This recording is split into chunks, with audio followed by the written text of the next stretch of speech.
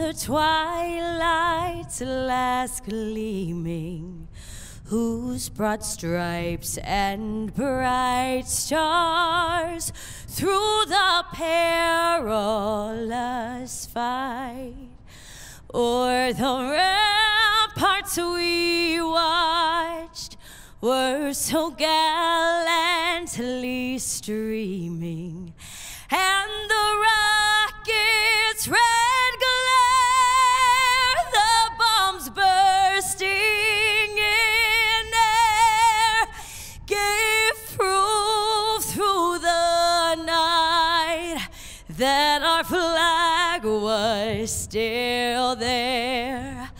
Oh, say does that star-spangled banner yet wave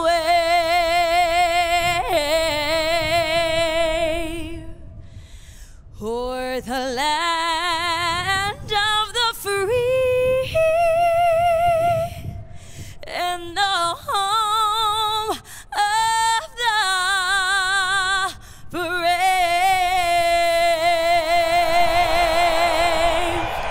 Who's going to have the hot hand after 300 miles here at Vegas?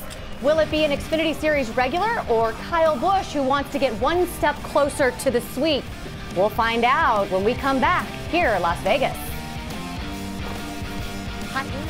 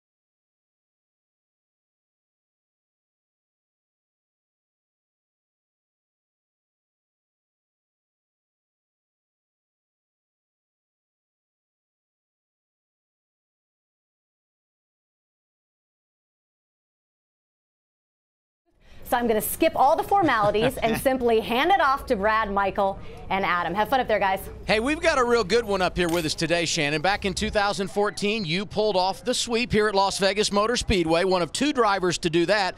You just turned 55 laps in final practice, and you told me, Brad, experience is everything at Las Vegas. But there's a rookie on the pole. What is the breakdown for this afternoon? The breakdown is he's going to have his hands full, and so are the other drivers on the track. It's windy. It's got a lot of rubber on the surface, so the track is very slick. The cars are very, very difficult to drive. Much, much different than it was in qualifying, Adam. And you know what I love, Adam? The speed. I mean, because of these cool conditions, they're going into these corners over 190 miles an hour. And we talked to Spencer Gallagher about the rough entry to turn 1. You couple that with wind, and it's amazing to me that we got 3 young racers in the top 6 and 3 veterans in qualifying. It's split. I don't know who the favorite is. Maybe what you don't know won't hurt you. One word you hear every time you come here from the driver: the bumps in the corners. Do you go low? Do you go high? What is the preferred groove here? Well, I think you're going to move around. So, you know, the traffic's going to make a big difference. 1 and 2 has those huge, huge bumps right over the tunnel in the middle part of the track, where 3 and 4 has a bit of what I like to call a washboard on exit. So being able to manage those different lanes is going to be critical today. It's going to be a lot of traffic dependent, but if you're really good, you're probably going to win this race on the bottom of the racetrack. Well, what about your relationship with the crew chief? He wants this thing to be glued down, stuck to the road, to take advantage of 90% of this racetrack, the 10% down into turn 1 where it gets so rough.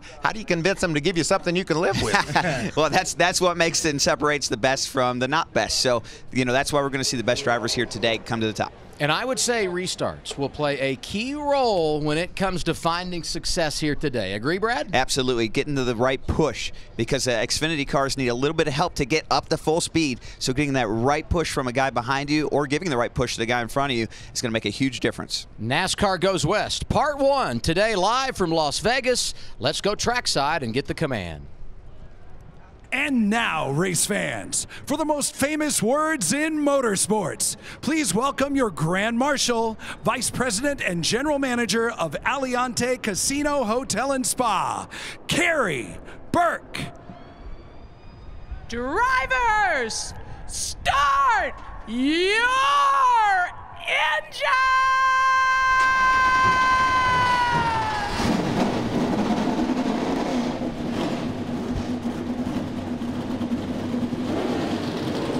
Stop 3 in 2018 for the NASCAR Xfinity Series, Las Vegas Motor Speedway. We're racing when we return. First, let's gear it up.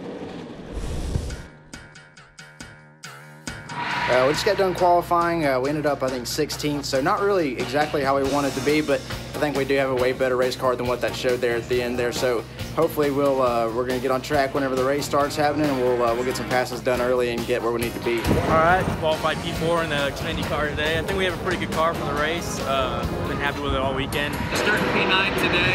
A decent qualifying run. We made a lot of changes after practice yesterday, so it's nice and cool and windy today, so it should be pretty interesting in the conditions. So we just qualified on the pole a couple hours ago. Cup practice is over. Now we're walking to driver intros. Hopefully we can maintain for 200 laps.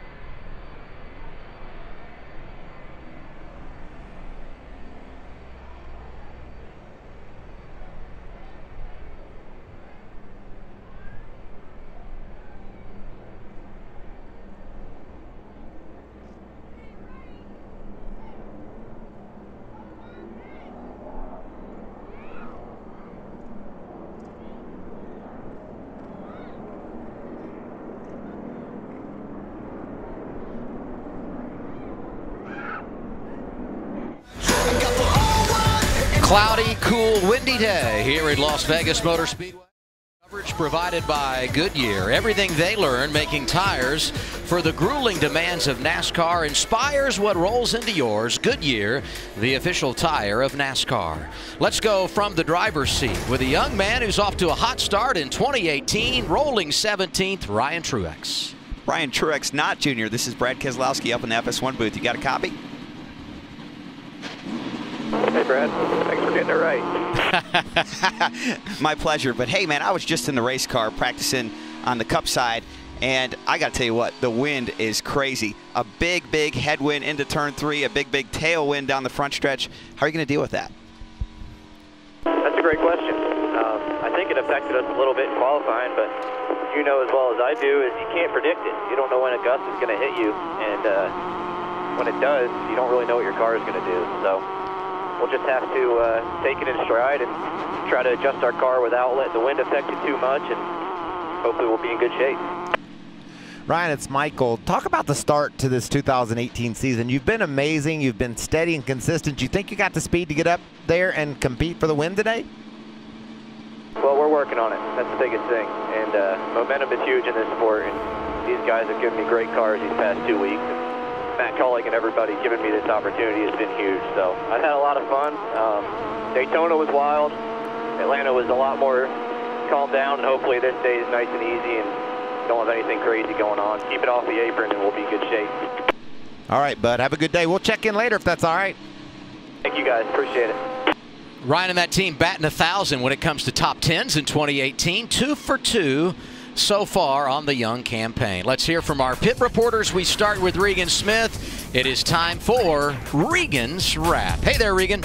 Hey, Adam, thanks. Years ago, there's old wives' tales of crew members throwing dice in the back of race cars, sending them onto the racetrack, and letting them see what number turns up, gambling on it and betting just a little bit, seeing what number would come back in. I thought, what better way than to throw some dice in the back of Daniel Hemrick's South Point Chevy in practice yesterday, see what number would turn up. The number we got, the number 42 of Kyle Larson. He's been extremely fast all weekend. Normally, my methodology would work. Unfortunately, when you look at this set of dice, there's no 8 on this set of dice. 91-time Xfinity Series race winner Kyle Busch, he has an 8 in his number. Look for him to be strong today. Which Kyle is it going to be, the 42 or the 18? What do you guys think? I think we're going to see a heck of a battle between the two all day, Regan.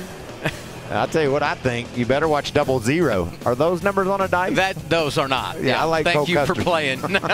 Let's also hear from Matt Yogan. Good afternoon, Matt. Well, let's throw in driver number 9, Tyler Reddick, into that mix. He starts inside row 4.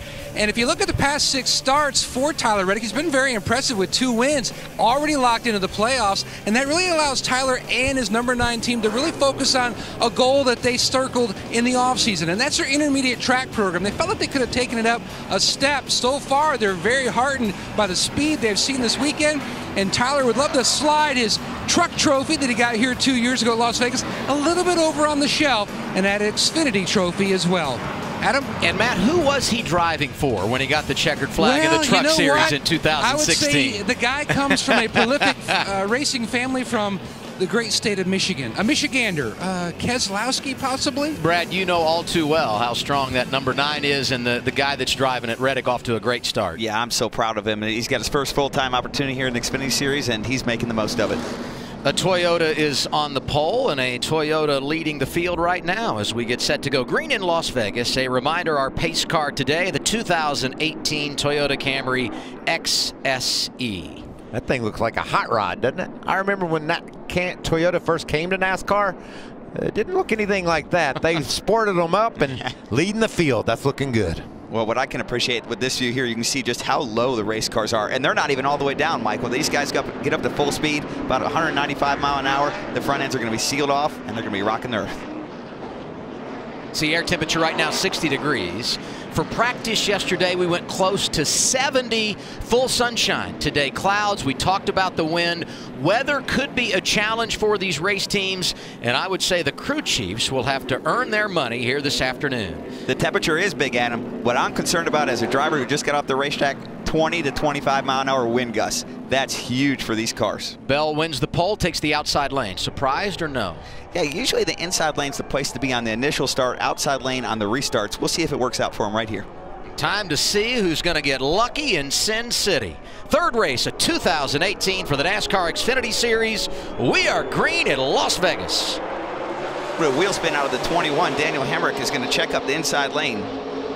Wow, they're going to go 3 wide already, Adam. Right through that rough part of the track. They don't care. It's time to go. That's Sadler in the blue one outside. And the inside lane prevails. Kyle Larson jumping to the point in front of Christopher Bell. Ryan Blaney in that 22 car, he was just looking for somewhere to go, Brad. A lot of speed off the turn, but the road was blocked for him. Wow, Kyle Larson sailed it down into turn 3, the drive away from Christopher Bell. Christopher Bell maybe felt like Larson came up in front of him a little too quick there and gave him a big push down the backstretch. Larson leads one more time. We see how he jumped out front. Brad mentioned it. Watch the 21 car, fishtail there. Couldn't get going. That backed up that line. Opened up the door for the outside. Usually when you see the cars fishtail like that, Michael, that's a good sign of wheel spin, especially at a slow speed. It just wiggles the back of the car as those rear tires are trying to get traction. What a great view that is, huh? Just shows those cars sweeping through turns 3 up onto the front straightaway. Nice mix of series regulars and those Monster Energy Series drivers that have come down and run an Xfinity car this weekend. Larson leads, Bell is second. Hemrick, Kyle Busch, Elliott Sadler, your top 5. Opening stage is 45 laps. Second stage will be 45 laps as well. That leaves us with a 110-lap run to the checkered flag. On board here with Cole Custer. So what I'm looking for here is turns 3 and 4, always so important in Las Vegas. The guys who can keep it all the way on the white line, the longest off of turn 4, are usually the best in the race. I saw Elliott Sadler this last lap push up in 3 and 4. Here he is pushing up again in 1 and 2. That's going to allow Ryan Blaney to get a run underneath him for a pass. He was able to hold off Blaney with that line, and I was kind of surprised, Brad, like you, because right there, the way Blaney's able to dive into the corner, put that nose right on that white line, that's preferred in 3 and 4. And I think it's pretty much a mixed bag down in 1 and 2. How your car takes those bumps will dictate which way you go when you get to the turn. Just outside the top 10, Matt Tifft in the 2. That's the 11 of Ryan Truex inside of the hometown kid. 23 is Spencer Gallagher. To Michael's point, when you see guys run a little bit higher 1 and 2, they get this big run down the straightaway, and that's when you see how Spencer Gallagher right here closing the gap on Ryan Truex. But it's the longer distance, but the track is a little smoother up there. And that's one of my favorite things about Las Vegas Motor Speedway, how you can run both grooves. How much experimenting early in the race, trying to figure out where your car will work so you know where to go later on? Well, you know, if you're an Xfinity only series driver, you didn't get a chance to experiment. Problem front straightaway. Oh, big hit. Hard hit for Dylan Lupton. First caution of the day. Battling just outside the top. Sorry about that, guys. You okay, bud? Yeah. He was running just outside the top 20 when they came off turn 4, and big series of marks down the front stretch here. We'll have to see if he maybe had a little bit of help here. This is not a spot where you would expect the car to spin out. Yeah, he said sorry guys, almost like it was his fault. Maybe changing lanes or let's just see if we can figure it out. There's his teammate Kaz Grala.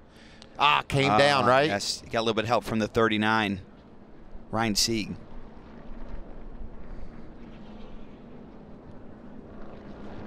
Can see right at the start finish line. It's hard to say from the view whether the 39 got into him or the 28 came down.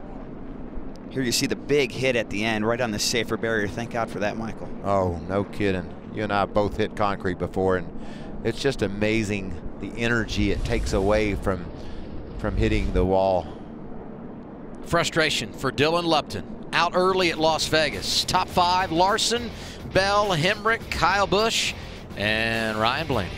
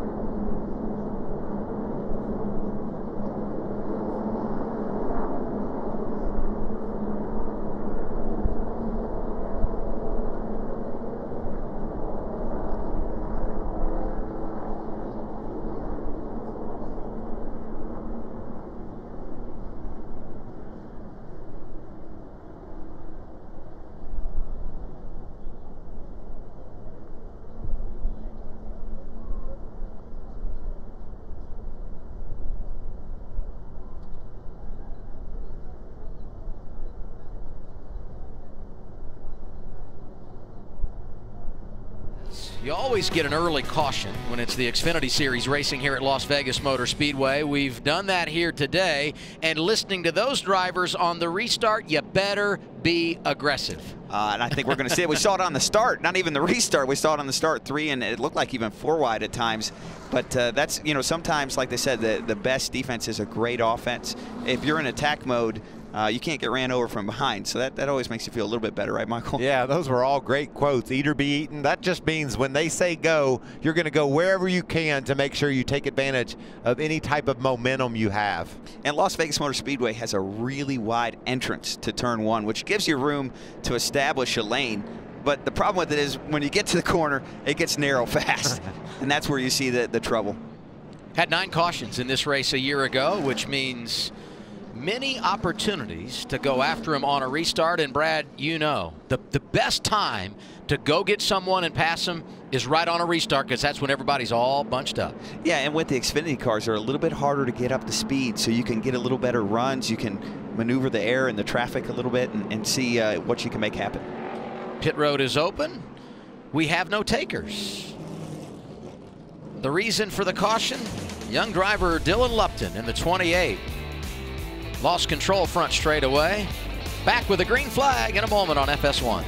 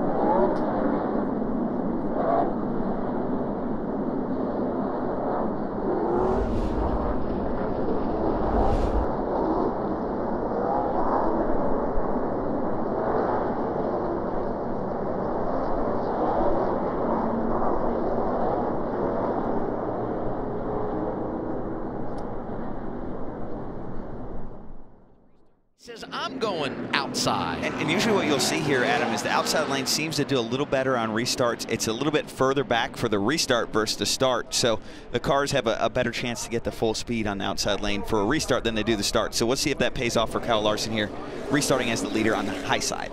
We'll put 11 laps on the board as we go back green here at Las Vegas. Oh, great launch by Larson. But Bell got a great push from Daniel Hemrick. Didn't spin the tires this time.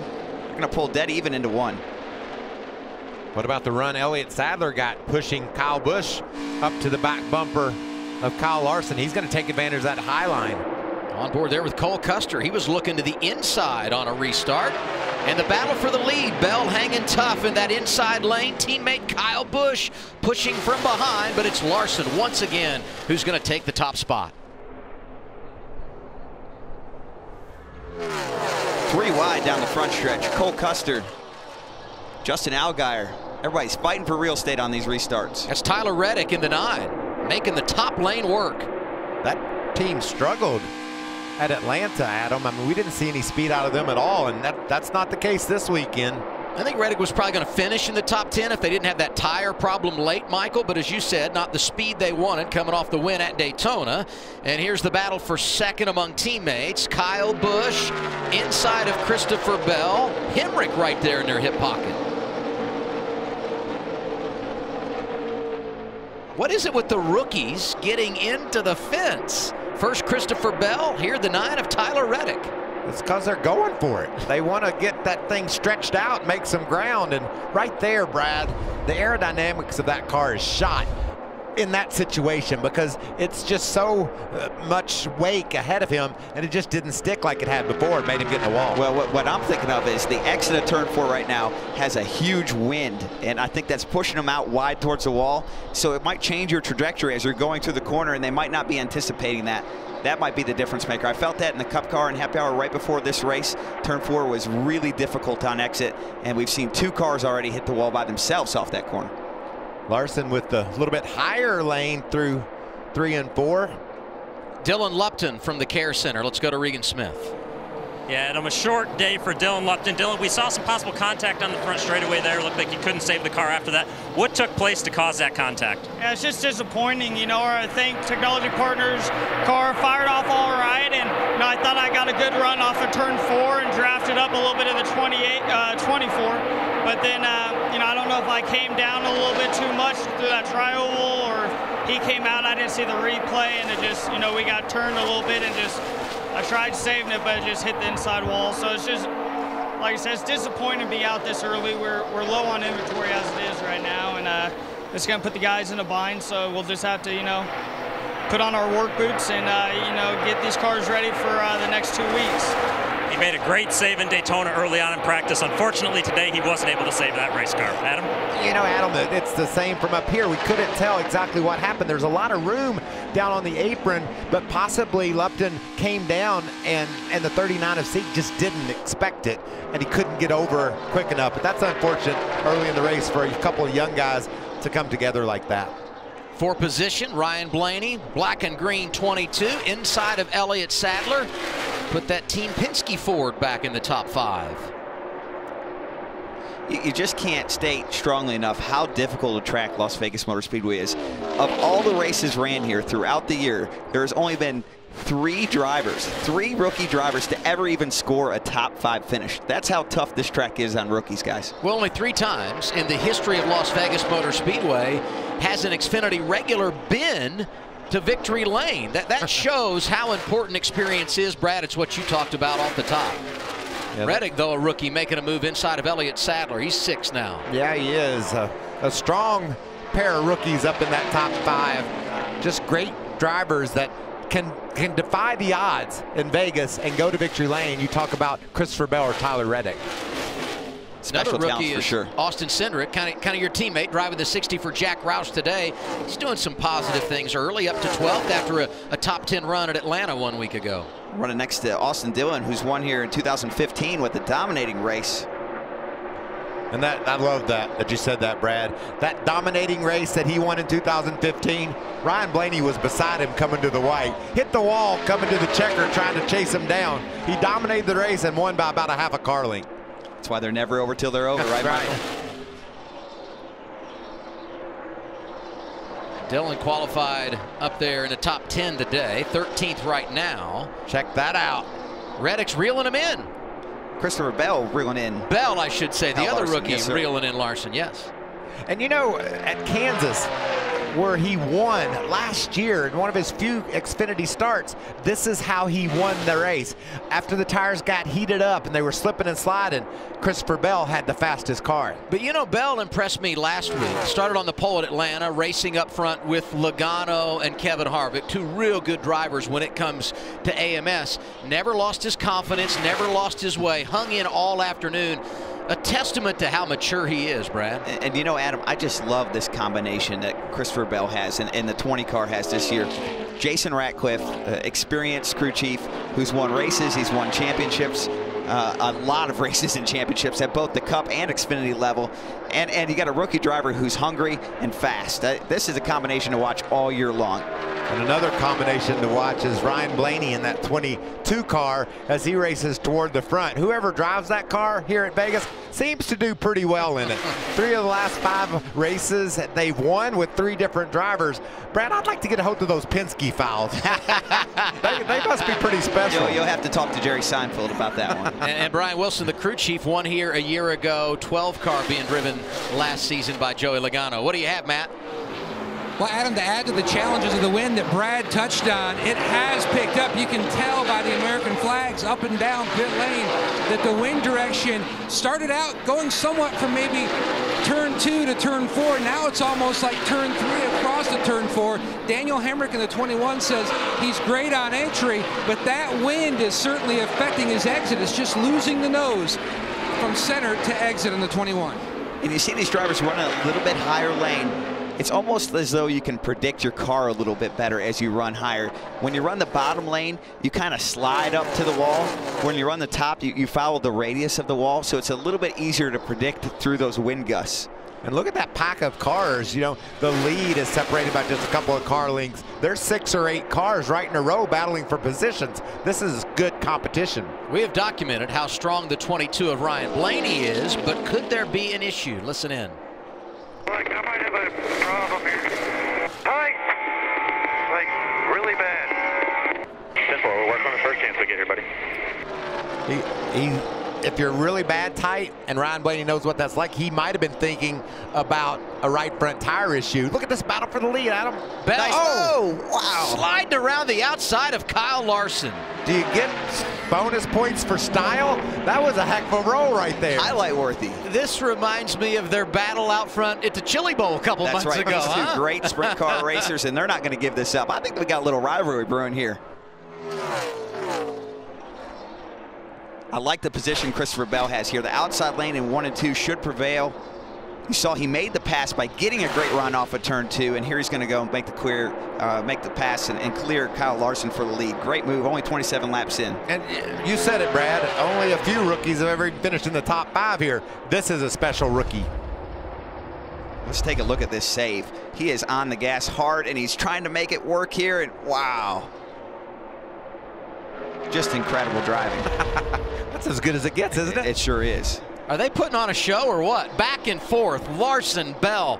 Fun to watch with 18 to go here in our opening stage. You know what this reminds me of? The Xfinity race in Daytona. Those boys weren't to be denied. They wanted to lead every lap. There was blocking, there was action. These 2 are going at it just like that. And the second we take a chance to watch a replay, Larson passes Bell back. So Larson's going to go all the way to the high side, and look, Christopher Bell on the bottom, right where those wind gusts hit you really bad off of turn 4, loses his momentum on exit. Kyle Larson, he's not going to let that go. He's going to stomp all over that, and that's what he did, making the pass back for the lead. These 2 aren't done. They're going to keep going here. 1.6 seconds behind them is Kyle Busch in 3rd, Blaney 4th, Tyler Reddick, the final car inside the top 5. The rest of the top 10, Daniel Hemrick, Elliott Sadler, Cole Custer, Brandon Jones good early, and Justin Allgaier in that 10th spot. 16 laps remaining. Stage 1, Kyle Larson out front. He's led all 29 laps so far.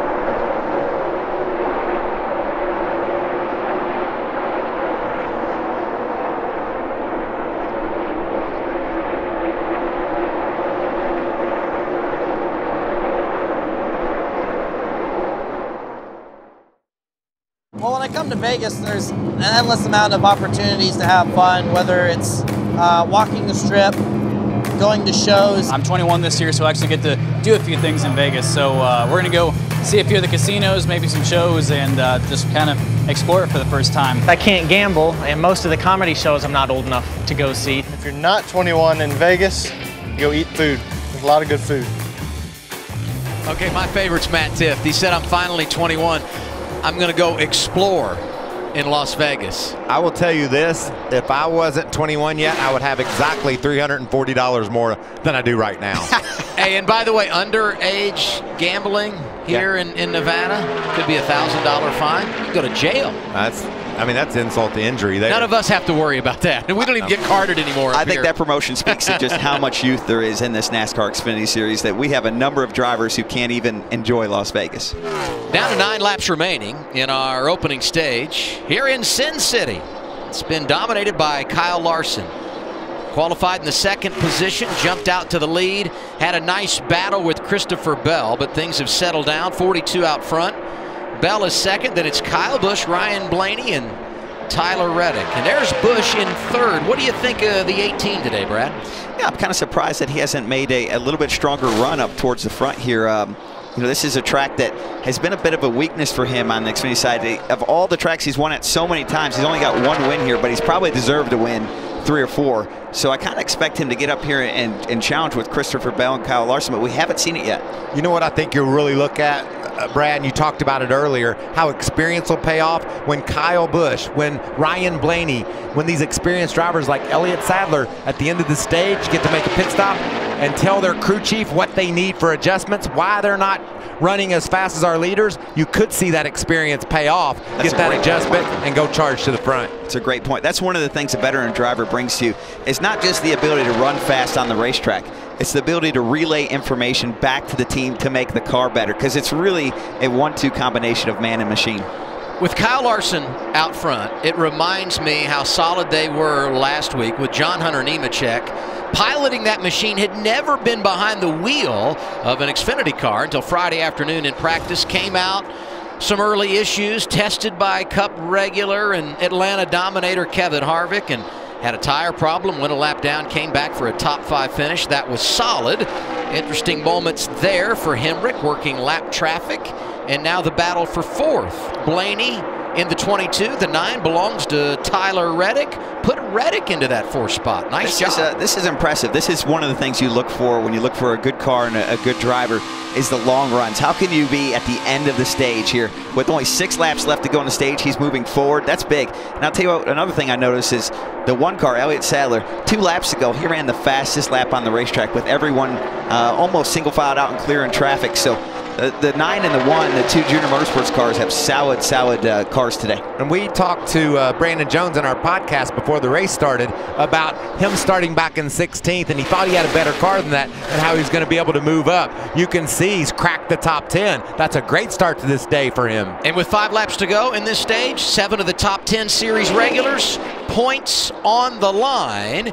And we should say, an Xfinity guy has not won a stage so far in 2018. Larson trying to keep that record intact. Bell trying to change it. The 20 not going away. How important would this playoff point be for that 20 car? I mean, he is racing as hard as he can to get around Kyle Larson. And we're talking this is happening just 40 laps into the race. This is one of the things I love about stage racing. Right now, if this was a normal race, if I was the crew chief for Spider, I'd tell Christopher Bell, right behind Kyle Larson, learn a little bit here. We still got 159 laps to go. But with these stages, I'm telling my driver, go. I want that 1 playoff bonus point. I don't know if we're going to need that in 6 months. Let's get it right now while we can. This embodies what stage racing is all about. Coming up on a lap machine. The 20 car is going to have a big run here. Let's see if he's going to get aggressive with it. And this is one of those early season rookie tests, and he backs off. Unable to cross it over as they go into turn 3. Lapping by Timmy Hill, but look at the run off the corner. Oh, I like what I saw there. Remember, we were talking earlier, the ability to run low off of turn 4. Christopher Bell car was able to pull it off. Let's see if he can clear him into turn 1. 2 laps to go now in our right now, 2 to top. first stage. And there goes Bell out front. Can he hang on? Slides up in front of Kyle Larson. You saw him get a little bit tight. That's going to bring Kyle Larson back to him. Didn't get off turn 2 like you wanted to, did he? Kyle Larson's going to try to rim the top here and see if he can get that big run down the straightaway for him. And he's going to be able to pull it off here. He's going to have a big run here on Christopher Bell. Inside. So let him start here. Stay up top. 1-4. Let's see if Kyle Larson slides back in front of him in turn 1. This is awesome. You're just seeing heart here, Adam. Those tires are wore. Nice patience from Christopher Bell. He just wore Kyle Larson down right there. Larson's led 42 laps in this first stage. 2 for Christopher Bell. But who leads this lap will get a playoff point. 20 out front. Stage 1 at Las Vegas goes to Christopher Bell. That was outstanding. Larson finishes in second. Reddick with a late stage rally is third. Some good points for him. Then it's Kyle Busch, Ryan Blaney, Brandon Jones, Daniel Hemrick, Cole Custer, Elliott Sadler, and Justin Allgaier, your top 10. Started on the pole, lost the lead, but he would not go away. Christopher Bell leads them here in Vegas.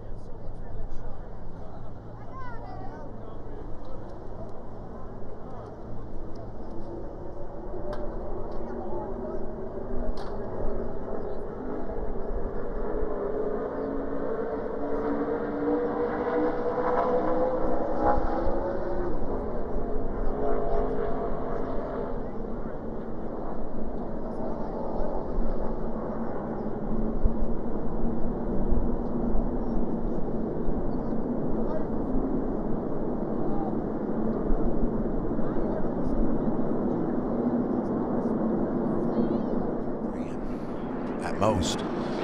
Opening stage in the books for the NASCAR Xfinity Series here at Las Vegas Motor Speedway. We ended that first 45-lap run with 22 cars on the lead lap. First one in the one-lap down category, Garrett Smithley, so he will get the free pass. Pit road's going to be open here. Bell, Larson, Reddick, Kyle Busch, Blaney, the top 5. Opportunity to make adjustments so you're ready for stage number 2. That's what this is all about, Adam, of how the driver is able to communicate to his crew what he needs to be better. Christopher Bell was the best on the long run during that stage. Who will make the right adjustments? I'm looking at that, but I got to tell you, there's one other thing I look for. This is the first chance that the pit guns that we saw this past week in Atlanta that had problems, they've been redone. This is the first chance we're going to see them in live action right here. Here they are, Regan. Yeah, guys, Kyle Busch coming down pit road looking for his pit stall. He has been extremely loose. Said it feels like there's 200 pounds of air in the right rear tire. A slight vibration with that tire. Because of that, they're going to take 4 tires and an adjustment to try and tighten him up. Matt? Kyle Larson right on Christopher Bell's bumper, pushing him down pit road. Larson really thought that the car would be much freer than it actually was on that run. Air pressure change on the 42. Meanwhile, Bell, so the balance was almost perfect. It was free early on. You saw the step out, got a little bit into the fence. Meanwhile, the 9 of Tyler Reddick, he said the car was just too tight on the bottom, but it was too free to run up top. Slight change there as well. And the race off pit road, some changes in the top 5. Larson, Reddick, Blaney, Brandon Jones, Cole Custer all gaining spots. An issue for the 20 of Christopher Bell, who goes from the race lead to 6th as he exits the pit lane. No surprise, everybody getting 4 tires.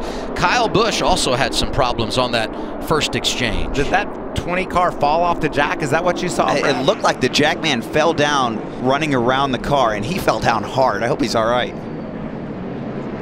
Well, let's ask Bell about that first stage. Hate to come to him after a bad pit stop, but Christopher Bell, it's Michael Waltrip, Brad, and Adam up in the booth. Can you hear us? Yeah, I got you.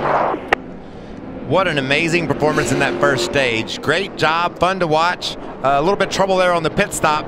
You think you got the car to rally back to the front? It sure seems like it. Our rim Camry is really good. It's qualified really well, and then obviously over the long run there, it was pretty good too. So that was a lot of fun right there racing with Kyle. We've got a lot of laps together on the dirt track, but those were our first laps together on the pavement track. So that was a lot of fun. Hopefully the fans enjoyed it. I'm ready for 150 more. Well, we enjoyed it, I tell you that. Brad said it reminded him of the chili bowl, you two mixing it up out there. Yeah, it was cool. This place is a lot of fun. You got options. As race car drivers, that's what you like, to be able to go high, go low. There's not really a dominant groove, so you're able to pick different lanes and race really good. All right, bud. We'll talk to you later. Great job. Thanks.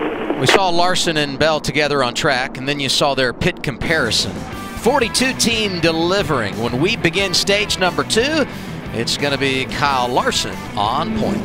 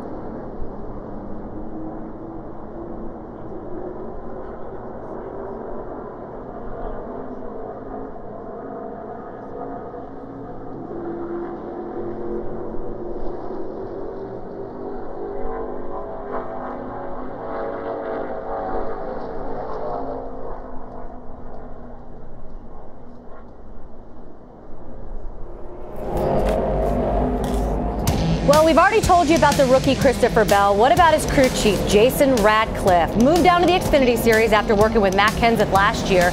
No stranger to this series. Has won with Jamie McMurray, Denny Hamlin, and has 33 victories with Kyle Busch, plus that Xfinity Series championship in 2009. Yeah, 12 seasons in the Xfinity Series crew chief, winning 20 poles, 36 wins, including 13 in 2010 with Kyle Busch. Full-time in the Cup Series as a crew chief for 6 years, winning 15 races, and finished second with Matt Kenseth in the points in 2013. And I think Matt Yoakum is with Jason Radcliffe. Well, I can't do much about the win, Jason, but if you had to do anything to your car for the next run when on that stop, trying to recover from that pit stop, what would you do? You know, the car was really good right there. He was happy with it. We were going to make a small adjustment. Obviously, we had a little mishap on pit road. So I think right now, you're just keeping him calm, being patient. He knows he's got a fast car. He wants to get up there and lead some laps, which is perfect, right? So just keeping him calm, be patient. I think in the end we'll be there. And I talked to Big Nate Bowling. He is all good to go. Tough guy.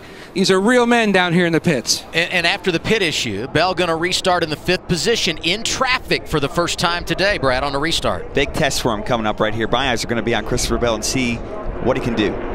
Larson inside, Reddick outside. Stage 2 underway at Las Vegas. Big Good push jump from for Ryan Blaney on Kyle Larson, clears him to the lead. Both of them look like they straddled the white line, and it's under review right now from NASCAR. You're not allowed to go under the white line before the start-finish line on a restart. Look at Blaney. We talked about those adjustments. First of all, let's look at that restart before we talk about that. Blaney's down low. They're both below that white line. Be the first time NASCAR's possibly called this. We'll see. So this is a new rule for the folks listening at home that you might have seen last year in the playoff races on the Cup Series, where you're not allowed to go below the yellow or white line that designates the apron on a restart until after you pass the start-finish line. So it'll be interesting to see the call. It was really, really close. Obviously, they were on top of it, a little bit below. NASCAR's going to clear it and say it's good because of the push. 21, black and yellow car, Daniel Hemrick. That's Kyle Busch outside in the 18. They're racing there for 8th. Larson leads, Blaney is 2nd. And on the restart, Bell has dropped back to 5th. He lost the track position under that first pit stop. You can see he just slipped on the concrete, but watch his work ethic. He gets that car jacked up. He gets that wheel in there. Never missed a beat, just slowed up that stop. These guys are incredible athletes because that was a big fall. You saw him twist his ankle and just keep going, like you said, Michael. Wow. Kyle Busch's pit stop looks like he had a lug nut get stuck. Slowed down his stop. This stop was able to go off without really any major problems, Adam. Good enough to keep the lead, but you can see these teams are trying to still work through the new equipment and the new rules that they're faced with, and I personally love that. They're going to figure it out, and we're seeing athletes, like Brad said, come to the top, rise to the top, overcoming issues that they might have. And this isn't supposed to be easy to do, Michael, and NASCAR made it a little bit more difficult. We had seen over the last 4 or 5 years pit stops go from 12 or 13 seconds to 10, even sometimes high 9 seconds. Now they've slowed them all the way back down to 16, and these guys are incredible athletes. They're going to have to figure it out. Michael, you said that first pit stop, all about making changes to improve your race car. Michael Annett on the move since the restart. Finds his way up into 12th position. Right behind him, the 4 of Ross Chastain, who's having a great afternoon. Austin Cindric right there. The bright yellow car on the inside. 19, Brandon Jones outside of him. Former Vegas winner, the 3 of Austin Dillon. You know, you talked about Chastain, Adam. The job he's done in this 4-car in the Xfinity Series, it landed him an opportunity to run the Cup Series. Jay Robinson watched him run this car and said, I want him in my Cup car. He's a talented young racer looking for that big break. Spencer Gallagher in that mix as well. Just in front of them, we talked about Brandon Jones, off to a good start, 10th right now, Regan. Yeah, Brandon Jones is off to a good start, but that last pit sequence, he actually had to come back down pit road for the second time. He was missing lug nuts on the right rear. They wanted to come down and replace those lug nuts before it was too late in the race. All 3 Gibbs cars had some kind of an issue on that opening trip down pit road. Also, Matt Tifft over the wall too soon. He had a penalty, had to start in the back trying to work his way back through the field. Driver number 2 scored in the 17th position. You know, Brad, I'll tell you this, the 4 of Ross Chastain, it kind of reminds me of a tall, lanky kid from Michigan that showed up in 07 with his dad's car that didn't have the budget to go run with those other boys. And I watched you just rim ride at Atlanta and put down lap times faster than the leaders at times. That also caught Dale Jr.'s eye, and eventually you became a NASCAR Monster Energy Cup champion. How about that meteoric rise and what Ross Chastain is doing here? That's how it happens, isn't it? Well, it's my opinion, Ross Chastain is probably the best driver that nobody gives the credit and due to in this series as a young driver. And he'll catch his break here. You never know when it's going to be, but you got to appreciate the work ethic and hanging on and making the most of every situation, that's for sure. That's what it takes, really. You know, you hear about all these guys, and you hear about young race car drivers that come in and have the financial backing, whether it's from family or friends or what it might be. But guys like Ross prove that you can still make it with some good old-fashioned work ethic. Love that. A couple of young superstars here. On board with Cole Custer to his outside. Christopher Bell in the 20, up to 5th. Bringing Justin Allgaier with him in the 7. Haven't said much about Allgaier today, but this has been a really good track for him when you look at his history here. And you know, Adam, we were talking to him the other day, and you could just see it in his eyes. When you mention racing here at Vegas and the history that he's had here and the things that he feels about this racetrack that makes him so good, that's just fun to look at and listen to. I think the 22 is better in stage 2 than they were in stage 1. Ryan Blaney, Brian Wilson got that thing hooked up, and he's trying to take the top spot away from Kyle Larson. So they opened the Penske files, and they figured out exactly what that 22 car needed. But that's Ryan Blaney. We talked about it, the experience, the knowledge of what he wanted in order to be able to go run down the leader. You think this is a great race for the lead? Look at this race in here for 15th. 3 cars, wow, a little bit of contact maybe from Austin Cindric. 3 cars going at it hard for 15th. Everybody's racing hard all the way around the racetrack, I can tell you that right now. And Tift is coming back from that penalty, so he's doing a really nice job here at this stage of the race, trying to come from behind. Back to Ryan Blaney, 2nd and running as good as he has all day long. We got by, would be fine. Yeah, we were just talking about that. I mean, lap time-wise, it's only us. You know, I think if we got by him, he wouldn't get back by us. The 42 actually, like he's struggling a little bit more on exit than we are. And I know we're in a lot worse air. Yeah, he's talking about chattering the tires right now. So chatter in the tires is what they're talking about with the 42 car. So they're listening to the 42 car's radio. They know what he's saying. And when a driver says chatter in the tires, quite simply what that means is he's turning the car into the corner, the front tires aren't working, and they literally will vibrate through the steering wheel. That's a tire chatter, and that's what Kyle Larson's fighting right now, according to his radio. Closing on the midway point of stage 2. It's been all about Kyle Larson today in Las Vegas. He's led 58 of 64 laps.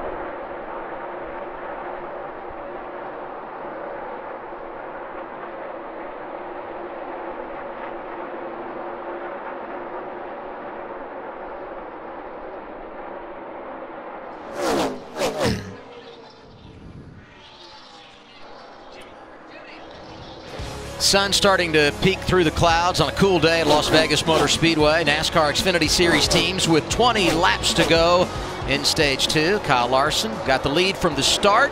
Unable to win that opening stage, but he is out front now. Ryan Blaney is second. And I love Justin Allgaier. These guys said on a restart, eat or be eaten. He is going after it here as we begin this second stage. Like you said earlier, this is one of Justin's best racetracks. He's making it count here today. Watch this pass that he makes while we're in break. On the high side, he sees an opportunity here, and he's going to go, oh, I've got the run. You guys want to pass around side by side? I'll pass both of you. All the way down on the apron from the top. That's really, really impressive. That's when your reflexes and your sense of urgency takes over. Look at that move. He had to do that in a hurry, huh? I can promise you, it looks a lot easier on TV than it is in the car. These guys are going 180 mile an hour in that part of the racetrack, and that's a bold move, and it worked. Junior Motorsports has one win at Las Vegas Motor Speedway. You guys want to take a wager on who got that victory for Dale Jr.? Mark Martin. Oh, there we go. I'm glad I didn't say I'll bet you $100 because I would have lost some money. in that race. There's Allgaier third. Started about a lap ago. His teammate Reddick is in the 4th position. Elliott Sadler also in the top 10. He's 7th. So you look at Kyle Larson, and he's really been the car to beat today, kind of like Kyle Busch here 2 years ago, but that 18th, 10th, and just not making a lot of noise, Regan. Yeah, Kyle Busch has been pretty frustrated on the radio today. We just caught this from him a few laps ago. Barely touched this thing. Boost in, riding the rear tire. Tempo. Keep working on it here. I don't have time for this. I just got passed by Michael Annette and Brandon Jones are hunting me down.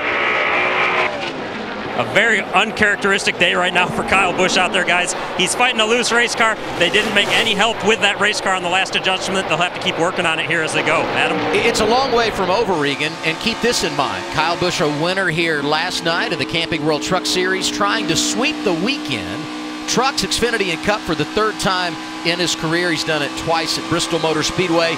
You know he would love to do it here at his home facility. This Xfinity Series, for whatever reason, just hasn't worked out for him, but he's going to be a big threat on Sunday, and he's got a real shot at pulling off the sweep, but not when you're running 10th at this point in the race. I would expect him to be a little bit higher up, and I think he's probably frustrated and expects it too. His effort has surprised me. Another thing that has caught me off guard, Christopher Bell, since we went green in stage 2, lost the track position when they had the issues on pit road. He's not been able to get it back. He hasn't. That is a bit surprising. You know, these cars drive so much different in traffic than they do by themselves out front, and it's a completely different litmus test for a race car driver. So I got to tell you, I was incredibly impressed by the moves and the patience that he showed in the first stage. It was some of the best racing I've ever seen him doing in the last 2 years here in NASCAR. But this is another test for him. It's another piece of adversity that really makes a race car driver stand out. Because racing and being a driver is really tough, Adam.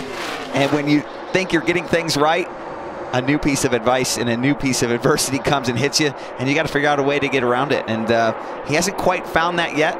It'll be interesting to see if today's a learning day for him or if he can pick it up here in the last stage. And Brad, how does he know how to work on his car now? He was up front, it was good, now it's back in the pack, he's not so good.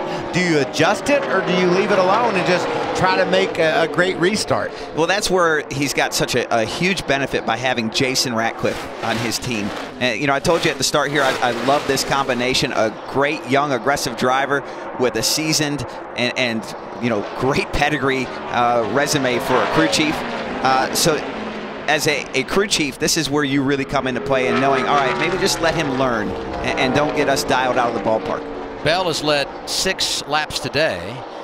The other 72 laps led by this guy, Kyle Larson, who has a 2-second advantage over Ryan Blaney. Got to remind him he has to stay perfectly straight until his nose gets the restart line. He can't try to block the car behind him. That was close on that one. I planned on telling him once we got a caution. We got lucky for sure. That's why I was trying to tell him stay in line. That's tough learning a new rule on the fly, isn't it, Brad? It really is. You know, you're going to be faced with that tomorrow. You're leading the race. Then you know the guy behind you is going to put you 3 wide. If he has half a chance to do so, how far can you push down and get away with it? So, you know, if you're a fan listening at home, you're probably wondering, why do we have this rule? Why is this a new rule? Well, simply what was happening is cars were switching lanes on the restart, and it was a disaster. You know, I always say that racing, when you're in a pack, like Daytona and Talladega, is like a school of fish, and everybody has to know where everybody else is at. Well, that's easier said than done, and on restarts it's even more challenging. So it's meant to keep us from wrecking each other before we even get to the start-finish line on a restart, and that's the point of the rule. I think it's a good rule, but of course there is a learning period for sure, Michael. And Adam, just keep in mind number 00, and remember what he did down on the 1.5 miles at Miami when he dominated the race. He's starting to really percolate forward. He had driven by Tyler Reddick in that 9 car, caught some traffic and lost the spot. But I'm looking at lap times, and he's got one of the fastest cars on the track, and he's fighting himself in a position to win this baby. Last 2 1.5-mile races for Xfinity teams, won by drivers from Stewart-Haas Racing. You mentioned how good Cole Custer was in the season finale 2017 at Homestead Miami Speedway. Last week on the 1.5 mile at Atlanta, it was Kevin Harvick who took it to him in the 98. What a great battle here, Reddick and Custer. You know, we expected Kevin Harvick to maybe beat him up pretty good in Atlanta, but I'm telling you what, nobody really saw coming what Cole Custer did to him down there in Miami. This is a talented young racer, and he's really making his presence known. He will be a contender for this championship. He will be good week in and week out. And it's been a rough start. He's been crashed a couple of times, but the performance is there. I like what I saw out of him there in turn 3. Really smooth, great inputs there. That was really impressive for a rookie driver. Ryan Blaney continues second. He had a bit of a moment here. Hello. What about right where that wind pocket is, where we see the cars moving around? What about that 22, Larry Mack? What do you see? Well, what I've done, Adam, I went back and studied the lap times from those 34 laps that they ran from lap 11 until the end of stage 1, and now I've kind of looked at the last 30-something laps. No question, the adjustments made by Brian Wilson on the 22 car for Ryan Blaney helped the short run. He closed the gap, but after we got about 20 laps in the run, as you can see by the scoring monitor now, there's definitely a huge gap there on the long run between the 42 of Larson and the 22 of Blaney. And this race is starting to feel like it's going to have some long green flag runs in that final stage. These teams, Larry, should have 3 sets of tires remaining. They'll pit at the end of stage 2. Then how do you manage that last 100 laps or so? Well, I think it's going to be based on when the cautions fall. You know, honestly, for the last 110 laps to still have 2 sets of fresh Goodyear tires laid in the pits, that's a lot. So I still think track position is going to be king, but I'm also seeing on these long runs, I mean, this combination of tires giving up a good 2.5 seconds plus. A lot of stage points on the line, Larry, as we finish this stage. Elliott Sadler able to jump around Christopher Bell side by side behind Bell. That's Brandon Jones and the 21 of Daniel Hemrick. Wow. Jones filled the hole there, didn't he? Look, he's going to go 3 wide again. He's trying to get under Christopher Bell sideways off turn 2. Brandon Jones has been great today. Really done a nice job. This is one of the best races I've seen him run. He's passing his teammates. Yeah, it's a big deal when you pass your teammates. And his teammates, oh, by the way, Kyle Busch and Christopher Bell, who are pretty good. 2 of the best drivers, I would say, in this series. He limped home in 2017, just a terrible end to his season. And this race is really important for him. I think he's showing he has the speed. Now he just has to show the patience in order to make sure he gets it all the way to the finish. The battle with Jones and others for 7th. This for 3rd. Justin Allgaier, bright orange 7. On board with Cole Custer, who's trying to chase him down. 3 laps to go, stage 2. Cole's one of the fastest cars on the racetrack, like you talked about, Michael. This is going to be a good battle all the way to the end of the stage. I think Cole can get him. Yeah, I think he'll get him here, and if they have a good pit stop, he's got the speed to run with Larson and Blaney for sure. Got to report that winds are starting to pick up as the afternoon continues here at Las Vegas Motor Speedway, which gives me a chance to say an enormous thank you to our entire crew, and especially those high above Las Vegas taking the pictures for us. They stand out there and endure the elements, and we thank them for their dedication and allowing us to be here doing this today. Larson lost the lead at the end of stage 1. It was Christopher Bell that wrestled it away. He appears to be well on his way to a stage victory here. Blaney is 2nd. You saw the battle for 3rd. Going to be 1 lap to go this time around. Look at that gap he's opened up on Blaney. We saw Blaney sideways and around the outside of Joey Gase goes. Larson, he's going to cruise to this stage win. He's been really good today. When he crosses the start-finish line, it'll be 90 laps in the books, and Larson will have led 84 of those. Stage 2, winner is Kyle Larson. It's going to be Ryan Blaney coming back to the green-white checkered flag in second. Third, Justin Allgaier holds off Cole Custer. Tyler Reddick, the final spot inside the top 5. The rest of your top 10 in stage 2. Elliott Sadler, Brandon Jones, Daniel Hemrick, Christopher Bell, and Kyle Busch.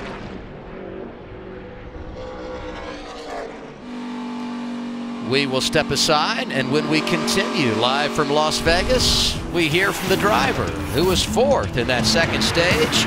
Cole Custer next. Stay with us.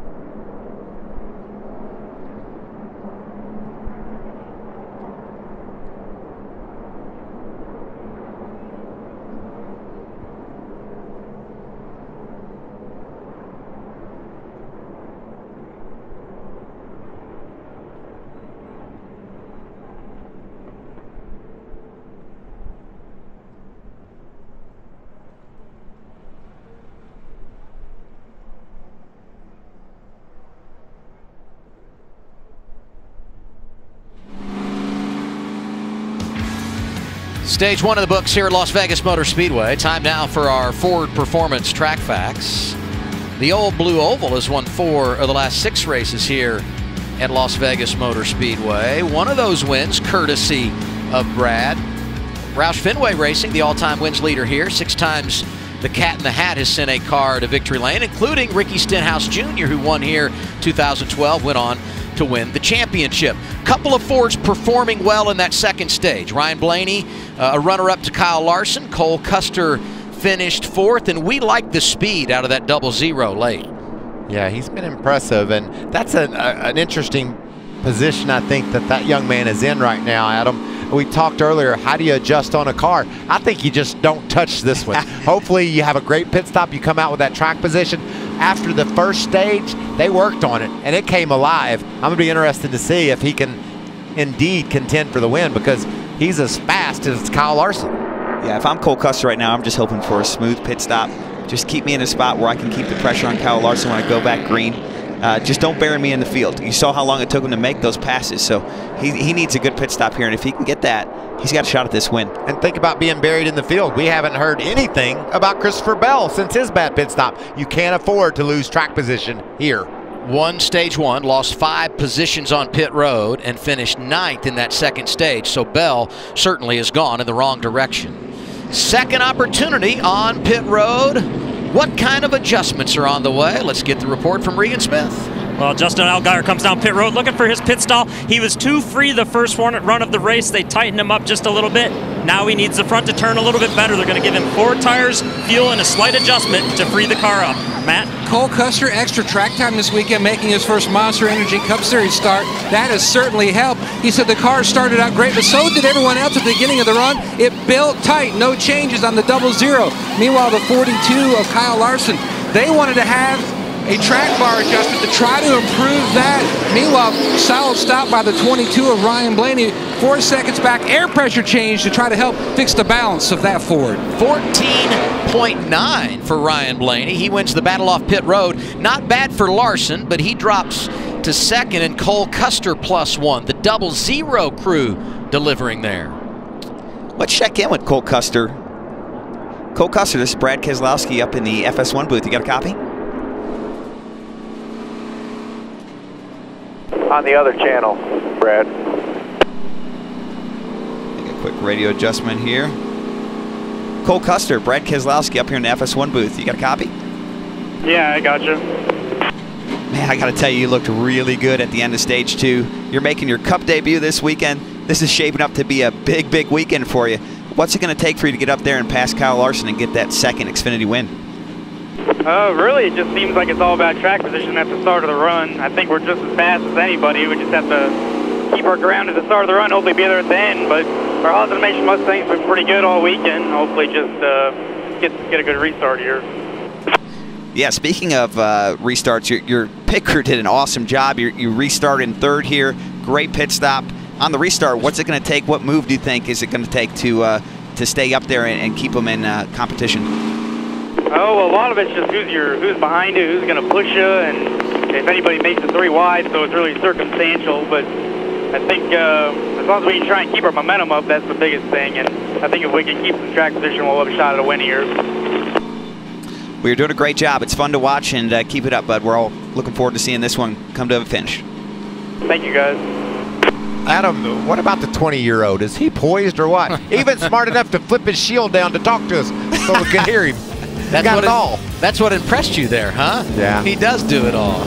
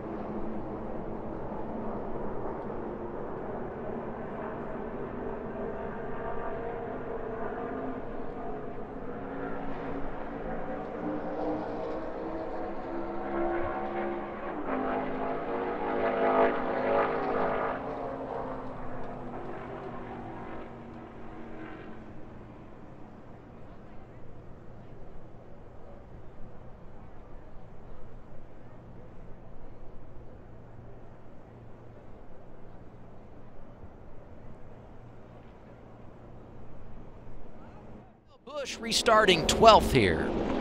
I'm just going to throw this out there. We just got beat off pit road by the 4 car. I knew that was coming. How do I answer that? Just say you're working on adjustments, I guess. Could yell at me more. That was part of it, but I said he's going to restart 12th. It's actually 11th, but they did lose 2 spots.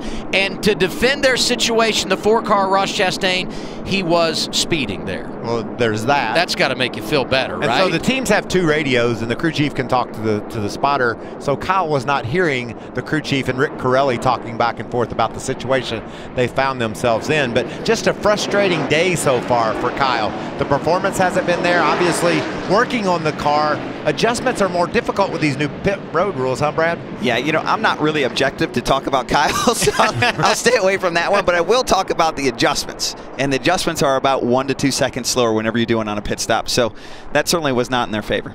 His teammates did good, though. Bell and Brandon Jones restarting in the top 6. Jones as good as he's been all day. He is 4th. Blaney leads it, takes the inside lane. That's Larson to his outside. Final stage, Las Vegas Motor Speedway. Green flag waving once again. We'll see if Cole Custer can push Ryan Blaney here. The last time the inside lane was able to clear, looks like it will again. Both drivers staying above the line this time. Remember the warning that NASCAR gave last time. It's a really important restart for Cole Custer with all the speed he has. And it looks like he's going to clear for that 2nd position, so gains a spot there. This is also a really important time of the race, in my opinion, for Brandon Jones. We talked about the speed he's had today and the struggle it's been lately. He's up in the top 10. He's solid. He's in a position to get a great finish. He just needs to be calm and not make any mistakes. Larson jumped back by Cole Custer. He's on the back bumper of Ryan Blaney. Halfway home in Vegas. Let's crank it up.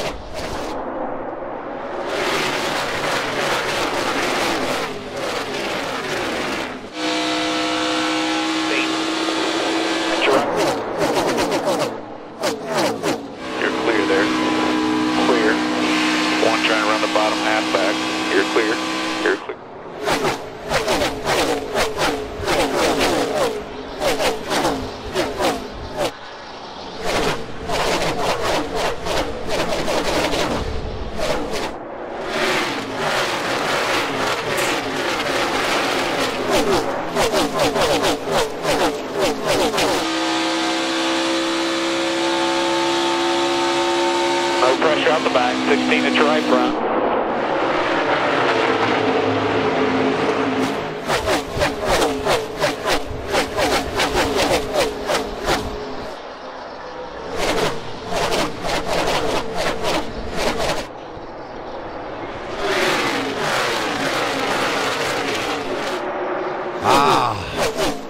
I love those sounds. The sights and sounds of Las Vegas Motor Speedway. Larson good on the restart, hanging right with Blaney, and don't look now, but here comes Christopher Bell again. You talk about a yo-yo day for the rookie. He qualifies up front, wins stage 1, pit issues, finishes stage 2 in 9th, but now they find themselves back in the game, 3rd here. He made an amazing move on the restart, Adam. He went from the bottom, merged up to the top, caught the draft just right, and used that to accelerate to 4th, and then just passed Cole Custer a lap or 2 ago to get to 3rd. He's back in the game, like you said. This is a great battle here. Blaney's dedicated himself to the bottom, and I guarantee you he knows where Kyle Larson's going to go. He's going to be looking around the outside, but so far, Blaney's been able to hold him off. I mentioned Brandon Jones, and the importance of this restart for him was 4th when the green flag went back in the air. Kid out of Atlanta, Georgia, finds himself 8th right now, and he's going to go to 9th because Kyle Busch, who was 11th when this stage got underway, is going to drive by his teammate. What's the latest there, Regan? Well, let's not forget when we talk about Kyle Busch, it's been a while since he's been in this Xfinity Series. It's been even longer since he's worked with crew chief Eric Phillips in the Xfinity Series. Last year at Watkins Glen, the last time, Eric Phillips was suspended during Kyle's last race at Richmond last season. Larry, I want to ask you this. Kyle mentioned on the radio that he was 6 numbers loose in the race car. What does that mean to a crew chief when you hear the driver say 6 numbers loose? Well, you know, normally I think most of them use a scale 1 to 10. So, you know, when you get above 5, that means you're going to have to get pretty aggressive with adjustments, Regan. And the thing about it, you may only get one more opportunity to make the adjustments on that car. Larry, did you say the word aggressive? I mean, we saw some aggression on track, didn't we? Yeah, there's a donut on the side of that 19 car. Where'd that come from? Aren't those teammates? Ooh, Kyle got up there and maybe expressed some displeasure with the 19 car with the right side of his. And he might have gestured to him on the back straightaway that didn't appreciate the conflict. That was a nice job by both drivers to hang on there. Yeah, he did celebrate that move down the back straightaway. Okay, here comes Tyler Reddick. Cooler heads have prevailed. Let's talk about someone else, can we please? Let's talk about Christopher Bell. You talked about the rebound. It looks like Justin Allgaier's got a fast car right now. He was all over Bell. Bell had a great restart, and I don't know if they've fallen behind on the adjustments or what's happened here, but he has not been able to keep the momentum he had at the end of the first stage, and he's falling back here. Cole Custer just passed him back, and now Justin Allgaier's about to pass him back. And what are the chances, Brad, that Cole Custer just has a better long-run car here at Vegas? We saw him really close it in at the end of that second stage. He fell back a couple of spots, but it looks like he's rallying again. You're exactly right, Michael. That's what I see too, and that puts Cole in a great spot here if he can just be patient. We still have 90-some laps to go, 92 here at the line, so he has an opportunity here, and he's in position. 92 laps remaining at Las Vegas. Ryan Blaney is your leader. Larson, Custer, Bell, Allgaier, the top 5.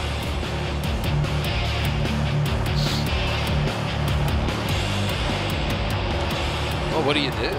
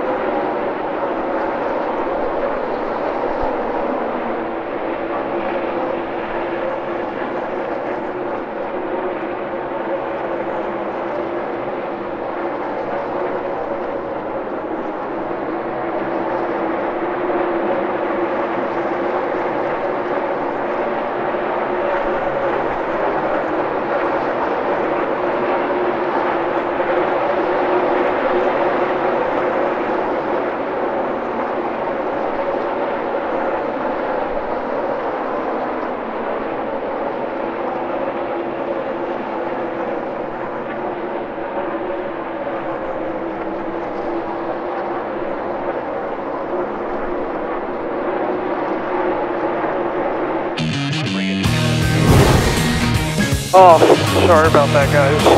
You okay, bud? Yeah. It seems to get a little bit hotter in the cockpit whenever I hit the wall. You and Larson, all clear right there. That was a lot of fun right there racing with Kyle. I just got passed by Michael Annette and Brandon Jones is hunting me down. No pressure, nice and smooth. A very entertaining radio remix. Here we are once again, live Las Vegas Motor Speedway. Aerial coverage provided by Goodyear. Everything they learn making tires for the grueling demands of NASCAR inspires what rolls into yours. Goodyear, the official tire of NASCAR. 86 laps to go. Your leader is Ryan Blaney. He's been out front for 20 circuits today. Christopher Bell has led 6 laps. He won stage 1. Stage 2 went to Kyle Larson, who is currently second and has led 88 laps here this afternoon. But does that 42 have anything for our race leader? Let's check in with Matt Yoakum. Well, an update on that 42 of Kyle Larson. They made that track bar adjustment, trying to help the exit of the race car.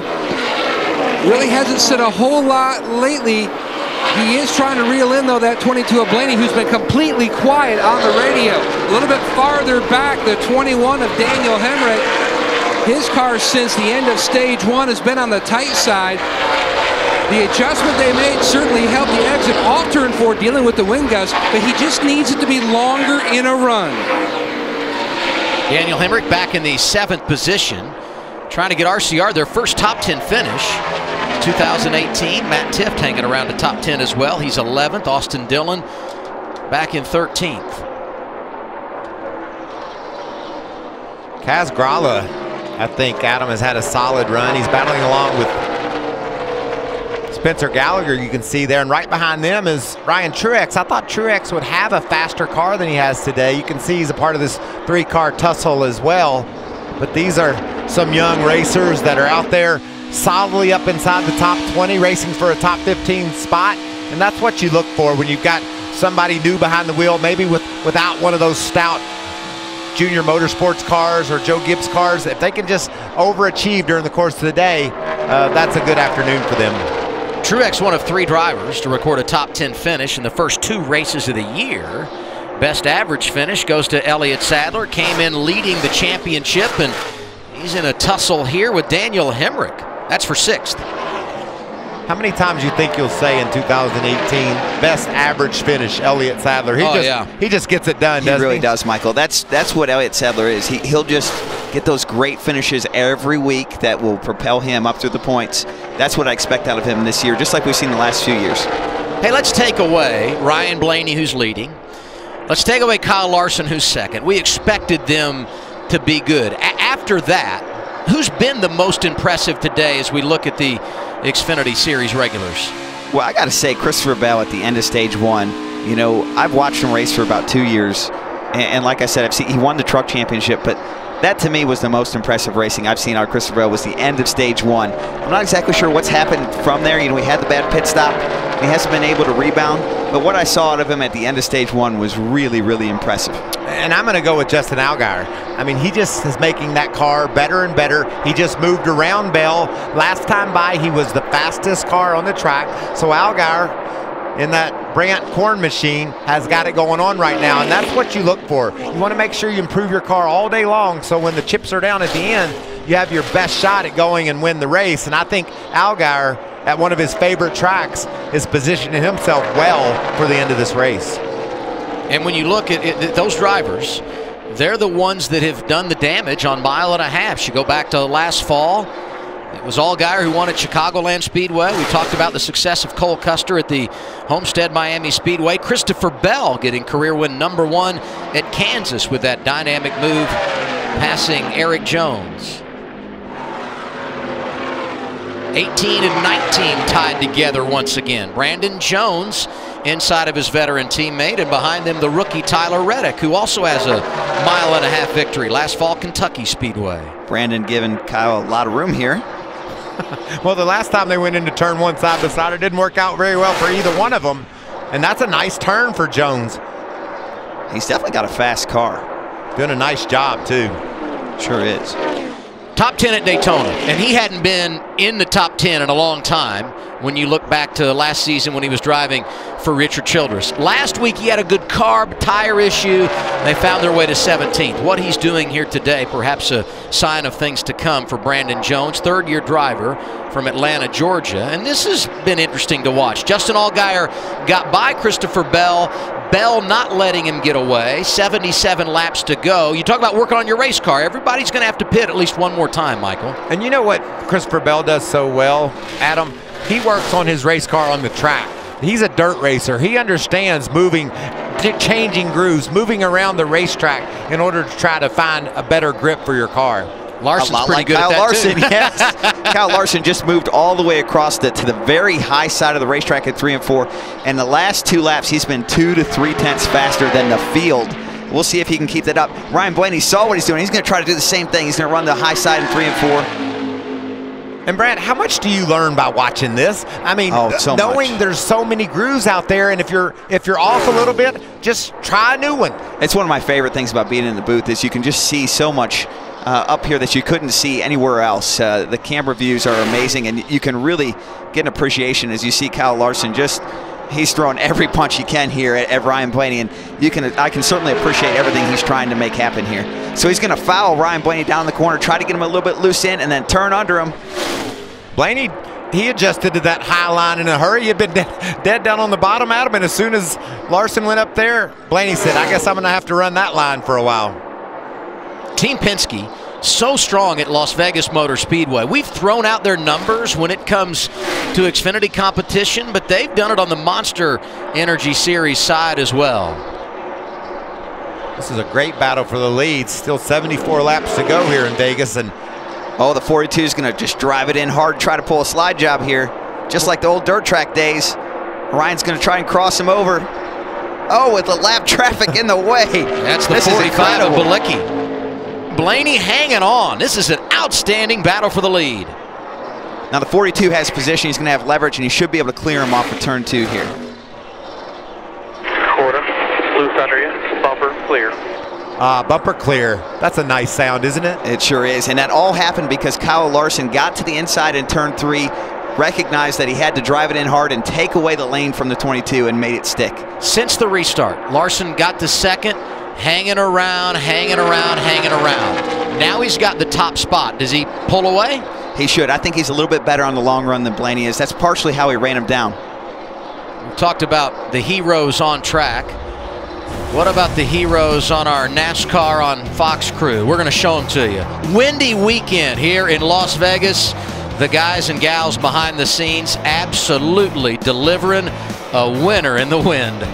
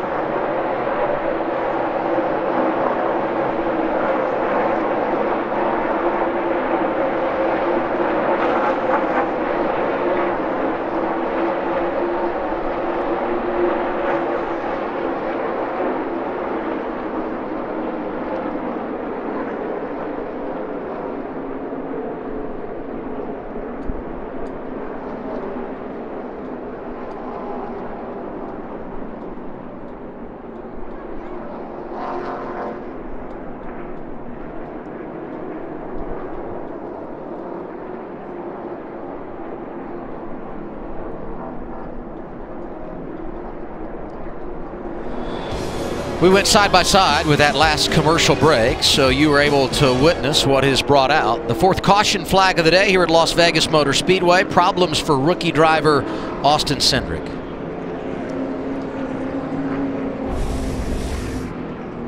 Down on the low side, Adam, 3 wide around the lap car, and I guess he's just going to lose the nose and bounces. Just bounces up into the side of Tommy Joe Martins. And then that turned his car right around. Had the early crash at Daytona. Bounced back with a solid effort last weekend at Atlanta. But an early exit again for the driver out of Mooresville, North Carolina. And Michael, we've seen 2 wrecks today, and both of them, they've hit the wall in areas you would have never thought we'd hit the wall. So thank you to Las Vegas Motor Speedway for putting safer barriers. We saw Jeff Gordon hit there, I think it was 2008, and it was a massive hit before there was a safer barrier there. So thank you, Bruton Smith and the SMI team, for making the investment on behalf of all the drivers, because those hits can hurt, and that safer barrier made it a lot worse than it could have been. And he's battling hard for the 12th position in a spot to get another solid top 10 run, and probably just inexperienced, didn't realize when the front end went away on him that it was going to be as severe as it was. The end of the tire run, you know, the cars are not handling like they were earlier. It's very easy to get in trouble there. First car 1 lap down, Alex LeBay, he gets the free pass, scored in the 20th position. 2 sets of tires left in the pits. Here they come for the 3rd time today, Regan. Yeah, Adam, down pit road comes Justin Allgaier. He has been very happy with his race car this run. Needs the right front to dig in and help that race car turn just a little bit more. They're going to take 4 tires, gas, and send him on his way. Matt? Cole Custer continues to impress in that 00 car. Much like the previous run, the car starts out pretty neutral and then builds to the tight side. Meanwhile, the 42, Kyle Larson, he appears to be the best at the end of the run on the tight side, but not as bad as the 22 of Ryan Blaney. Once he lost that lead, he told his team, the car just way too tight, chassis adjustment, and the 22, who's going to win it off pit road, Adam? 14.3 for Cole Custer. And the group from Stewart Haas Racing delivers. He's +2. Blaney stays 2nd. And not a great stop there for Kyle Larson. Came in leading, -7. He'll have some work to do when we go green once again at Las Vegas. Well, that's big. That's good for us.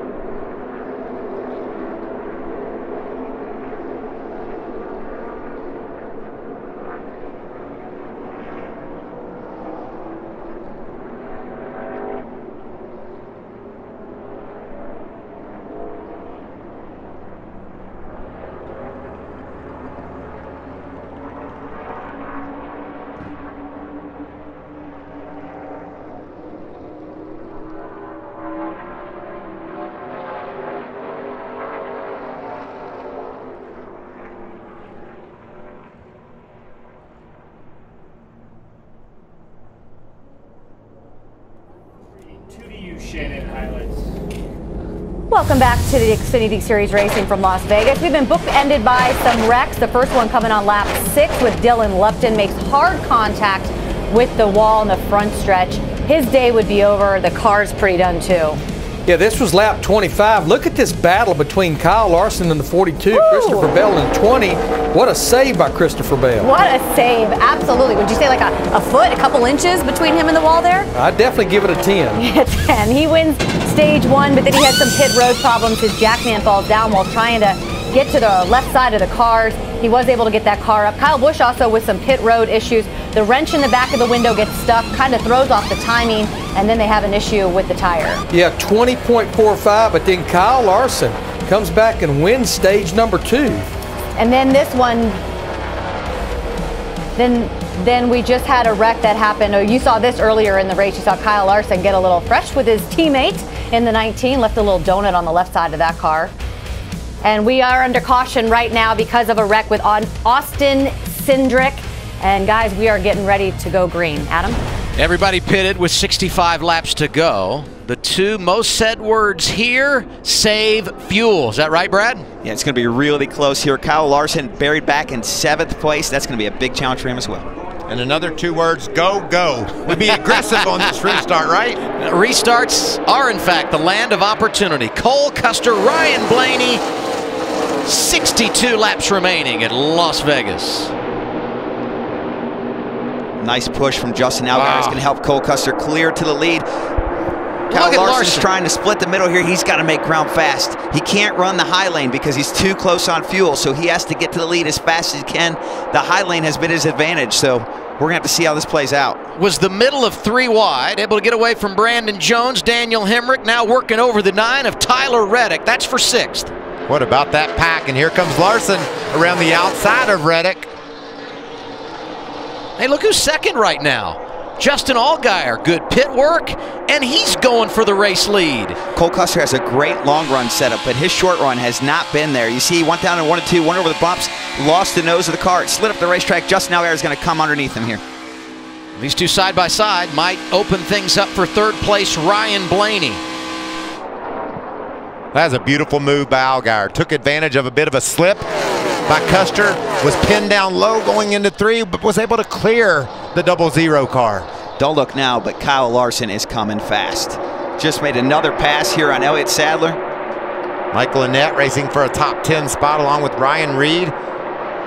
Kaz Grall up there, 12. Yeah. What a great day for he and crew chief Shane Wilson. Now this is an effort that they're just trying to build up, Adam. They don't have the car inventory to go racing hard, but he's doing a nice job. For 3rd, Bell outside of Blaney. Right behind them, Kyle Larson. Kyle Larson's going to try to go to the top of 3 here. He's going to use that high lane to try to build as much speed as possible. Elliott Sadler nicely tucked into this battle. So guys, for Kyle Larson, he needs to make these passes right now. Because if this turns into a fuel mileage race, he's not going to make it running this high side like that. It's too close, and he burns so much fuel running that high up on the racetrack. So if he can make these passes now, he can dictate the pace and get back to the bottom. It's really, really critical for him if he's going to win this race.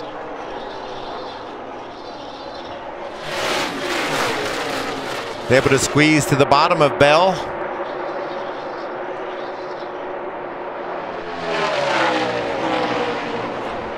Can he clear him here, Michael? That's exactly where Allgaier took the lead, that same move, and it's going to work for Larson as well.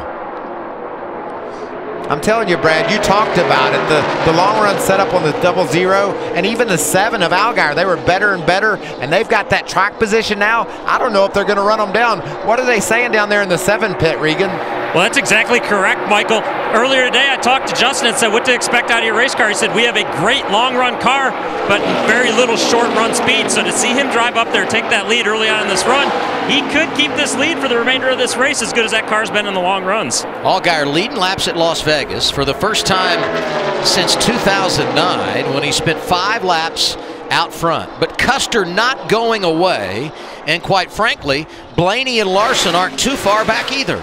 Which one of those cars is handling better right now, Brad? The 7 out front with that 00 all over his spoiler, or the 00 in that dirty air? Well, I think the 00 needed about 2 or 3 laps to get the nose from dragging, and now he's the better car. He's just got to find a way around the 7. How about 5 of the top 7 with just over 50 laps to go? Drivers that are going for the Xfinity Series Championship.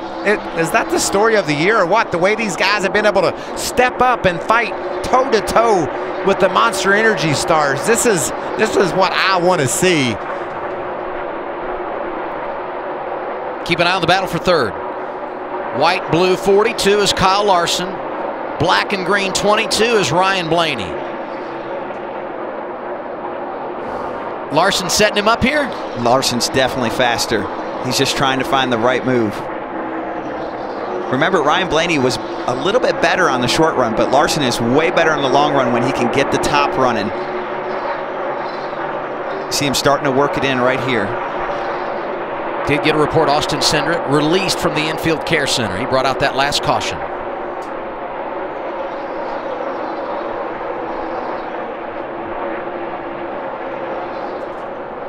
One of these 4 cars is going to break through and drive away. It's just a matter of time. I think Justin Allgaier is holding these guys up just enough.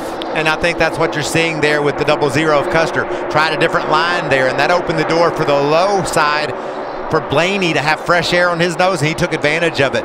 Closed in on the leaders. When you look, both of them just slipped up the track. That's going to give Ryan Blaney a run here.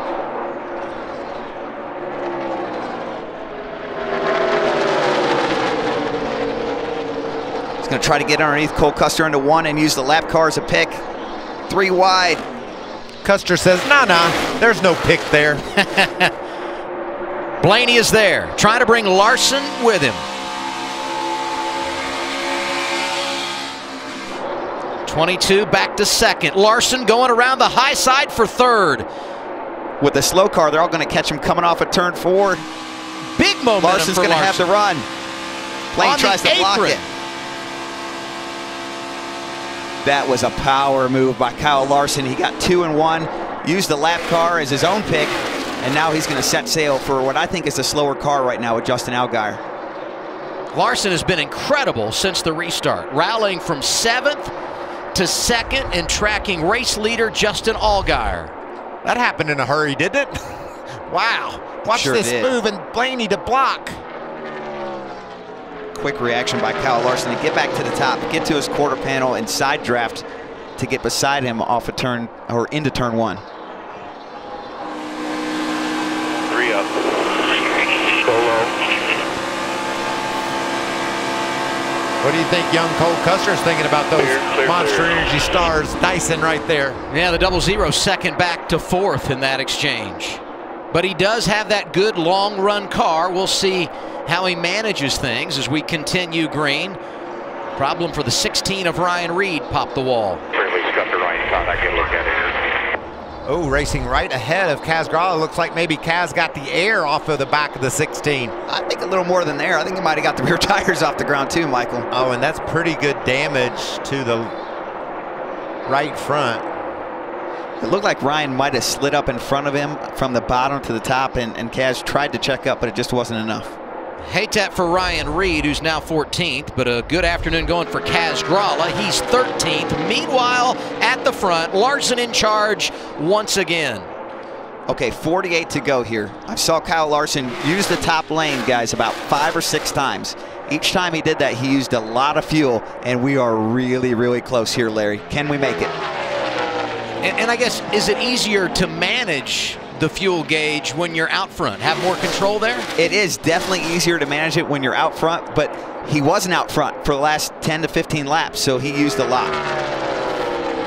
Got the lead, starting to pull away. No big surprise here. 47 laps remaining, so we've turned 153. And of those 153, Larson has led 98. Other leaders today, Ryan Blaney, Justin Allgaier, Christopher Bell, and Cole Custer. Let's go back one more time, see what happened with Ryan Reed. He's pretty good, but he better hope I don't get back to him. Right side looks good. Well, I think Reed was a little bit loose, and that's just a racing incident. And by the way, Reed did get back to him and passed him. So that damage to the right front of the 16, it hasn't slowed him down. I don't know if he overcame it with anger, but he got around Gralla, and now he's up in the 13th position. These new bodies on the NASCAR Xfinity Series cars getting a real test here today. A couple guys have hit the wall. We've seen them hold up very, very well. You know, as hard as that thing hit with the right front, I thought there would be a tire rub. I think you nailed it, Brad. That's a result of those new bodies. Let's hear one more time from Regan Smith.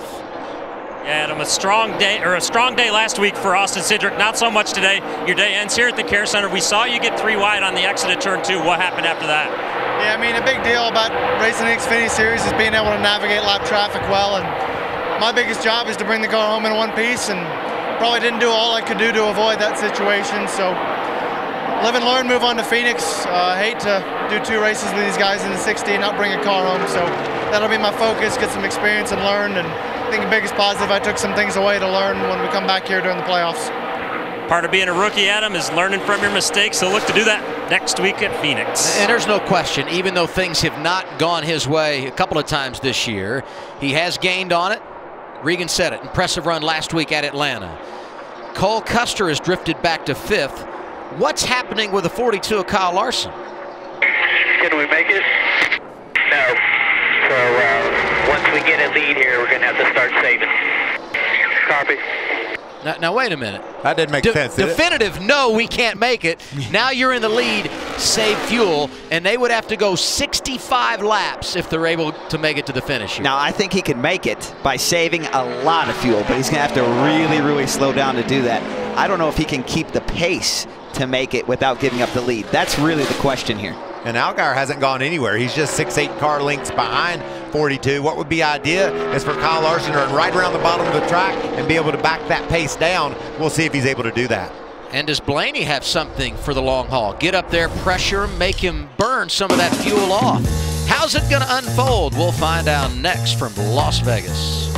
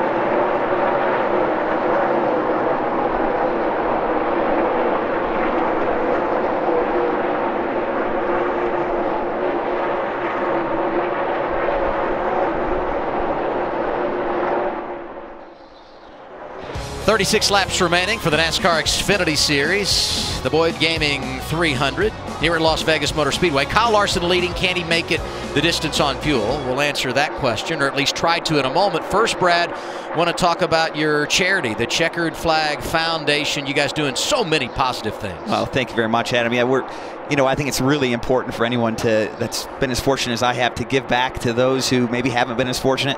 For me, we support our nation's heroes, which can be our wounded warriors, their families, and first responders. And so we have a number of initiatives from helping out with housing and helping out with retreats. And we're really, really appreciative of the opportunity to do that. Our latest fundraiser here is the mystery bag, which basically I cleaned out my basement with all the cool stuff I had no room for, and I'm putting it all in mystery bags. So if you buy one, you'll probably get something really, really cool from me. The basement at the shop? Yes. I've been down there. There's a lot of good stuff down there. There's a lot of really cool stuff in there. So hope you'll check it out. And all the proceeds go to charity to help our nation's heroes. One thing that warms my heart is when Brad wins a race and he carries that American flag with him. That is exactly what Brad stands for. Appreciate all you do, buddy. Thank you. Kyle Busch running 10th. This would be unscheduled with 34 laps to go under green. It has not been a great day for him, Regan. Yeah, big struggle for Kyle Busch. He hits the pit stop definitely unscheduled and early. The race car was already getting loose for him, so they had to do something different here. Yeah, and I think maybe more than unscheduled, Adam, might just be throwing something at him. Doing a different strategy, getting on newer tires, knowing he wasn't going to win the race the way he was. Let's mix up our strategy and see if we can take advantage of it.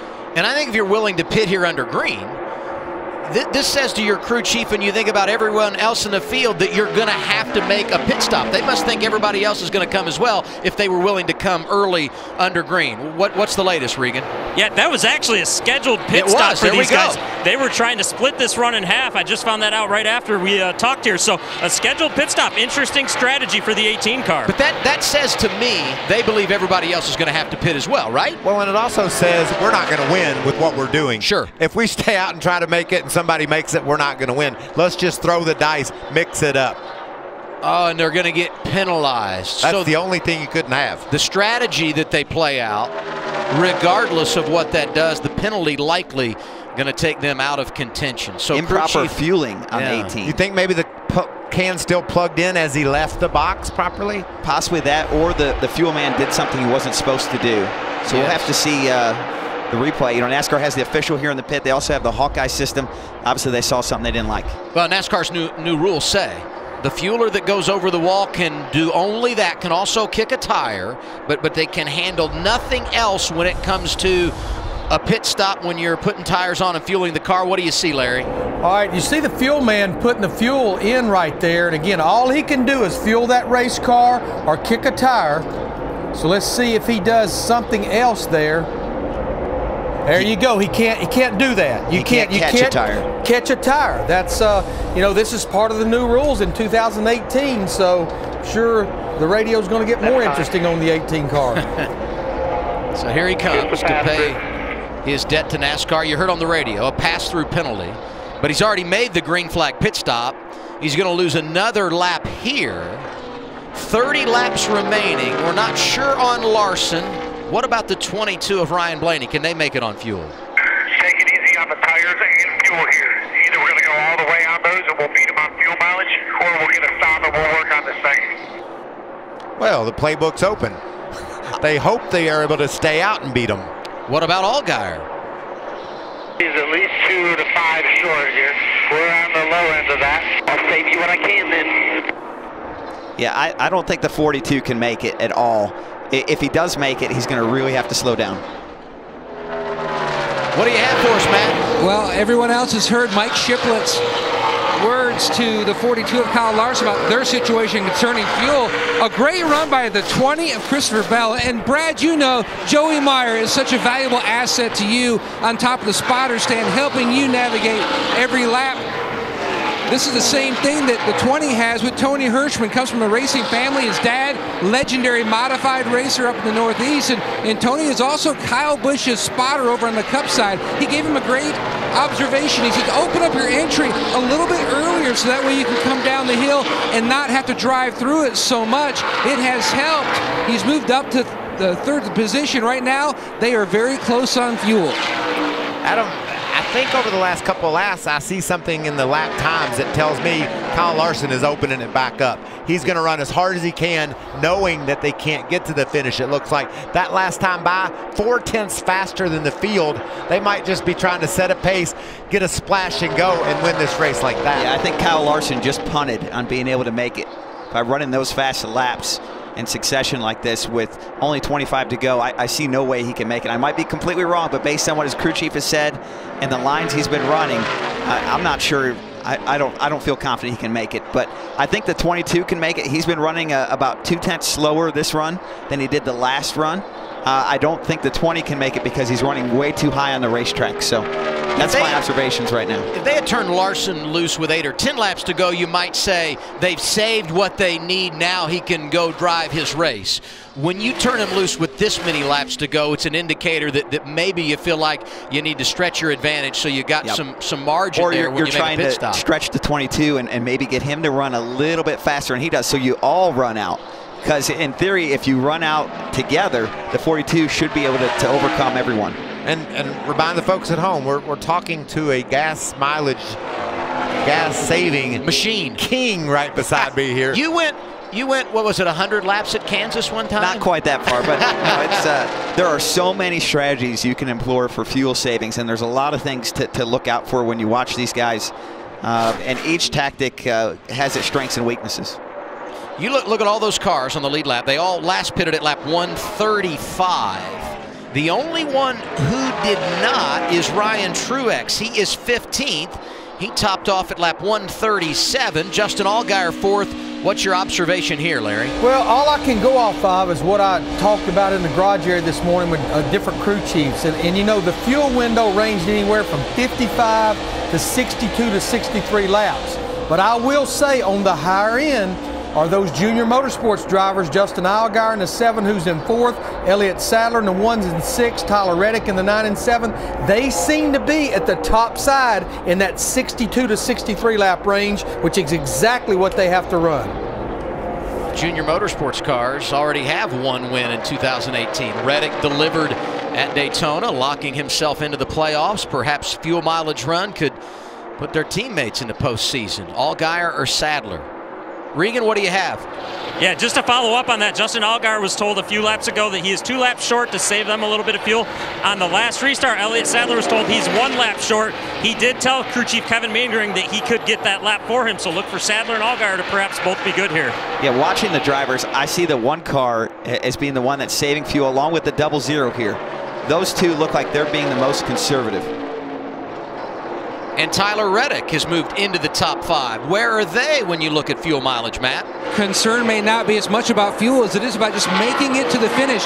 Now, back after the end of stage 2, Tyler was telling his team he was swapping back and forth between battery 1 and battery 2. He said it sounds to him now like the motor possibly is going south. They told him just to run as hard as you can go. If it blows up, it blows up. Well, the comforting thing for him, as I said, he won at Daytona. He knows he's in the playoffs, but if he has an issue right now, it would be a replay of last week at Atlanta. Battles through a tough practice session, finds his way in the top 10. Problem late takes him out of contention, and the finish certainly did not equal how good the race car was or the weekend that he put together. One thing I think is important to add here, just from driver experience, a lot of times you'll get a false read on the engine here at Las Vegas Motor Speedway because of the big wind gusts. So if you hit a gust at the wrong time, it can just pull the car right down, and it'll make some weird noises. The engine will get bogged down, and you'll think you're blowing up. So it has gotten windier throughout the course of the day, and right now I would say it's the windiest it has been here at Las Vegas Motor Speedway. Daniel Hemrick, top 10 all day long. What's their fuel situation, Matt? P9 at this junction. They basically have told him that they are close. A few moments ago, Danny Stockman radioed in and told Daniel Hemrick he wanted him to start lifting about 100 feet before the corner. And then about a lap went by, he said, start lifting 200 feet sooner at both ends of the racetrack, trying to pick up as much fuel mileage as they can. So these guys are gambling on fuel, right? And we are in Las Vegas. So they're rolling the dice and just seeing if they can make it. I remember in 2014, Steve Letarte, crew chief for Dale Jr., they had won the Daytona 500. They said, we're in Vegas, we'll roll the dice. What happened? Last lap. They ran out of fuel, and who was able to drive by and benefit? That would have been me. Yeah. Yeah. I still have some junior fans that are mad at me over that. I'm sure they'll never get over it. Cole Custer, 7th. What are they saying? Do I need to save more? No, you're saving plenty right here. I try to pick it up just a little bit. Almost going a little too slow here. That's a 32, 30. I need to be running about 32 flats. Yeah, but he's doing it on the high side. That's a big difference. So when you slow down and you're still going a longer distance, every lap he runs up here, he loses about 200-300 feet of what he could make it in fuel. So he's got to make a tough decision. Caution. Down the back, going rolling down the back up top. Well, this changes everything. We got 15 cars on the lead lap. It's our 5th caution of the afternoon. I think Ryan Reed possibly, Adam, came off turn 4. We saw contact with that outside wall. I was amazed at the composite body. It didn't cave the tire in. I don't know if this is a result of that, but definitely a right front tire. So now the question becomes, with 14 drivers, 15 on the lead lap, do you pit here? Because you know these caution laps likely are going to get you on the positive side of the fuel game. Yeah, you have to pit here. Too much of an advantage here with tires. The tires will give you so much speed that it'll be worth more than the track position from staying out. So I would look for everyone up front to pit who is not a lap down. If I'm a lap down car, I might consider a wave around here. But other than that, yes, I would say the whole field will pit. And you know what I think also is a lot of these guys will take 4 tires, but if I'm at the back part of the top 10 and think the 2-tire track position game might work for me, we already said it, it might be worth the gamble. Ryan Reed was 12th when he had his issue. And this, our 5th caution of the day, gives the free pass to Ryan Truex. He scored in the 15th position. Chance for them to get another top 10 finish as they find their way back onto the lead lap. And if they do, that's just persistent. I don't think that car has been anywhere near where Ryan wanted it, but they've just fought and struggled, and now they find themselves back on the lead lap. An adjustment in 4 tires, maybe he makes something happen. Pit road is open, and what happens on this cycle of stops could determine who's celebrating in victory lane. Regan, they're coming your way. Yeah, Justin Allgaier is coming down pit road. They're going to make one final stop right here. No word on the radio yet if they're going to do 2 or 4 tires. He got too tight, too quick that last run, though. Matt? It's going to be interesting. Remember, the trends that we have been seeing is that Kyle Larson is a standout middle to the end of a run, a great long run car. Blaney's car, much better at the beginning of the run. Blaney locks him up coming into his pit box. Mike Shiplett telling Larson they're going to go 4 tires. You can see the crew members with the tires over the wall. Yes, they're going 4. Same thing with Blaney, same thing with Bell. This could decide it here, and Larson is away. 15-9, 15-9 for both the 42 and the 22. And look at Tyler Reddick, plus 3, winning the battle off pit road, and he did get 4 tires. Wow. Could the rookie be in the catbird seat for what might very well be the final restart of the day? We're going green once again after a break at Las Vegas.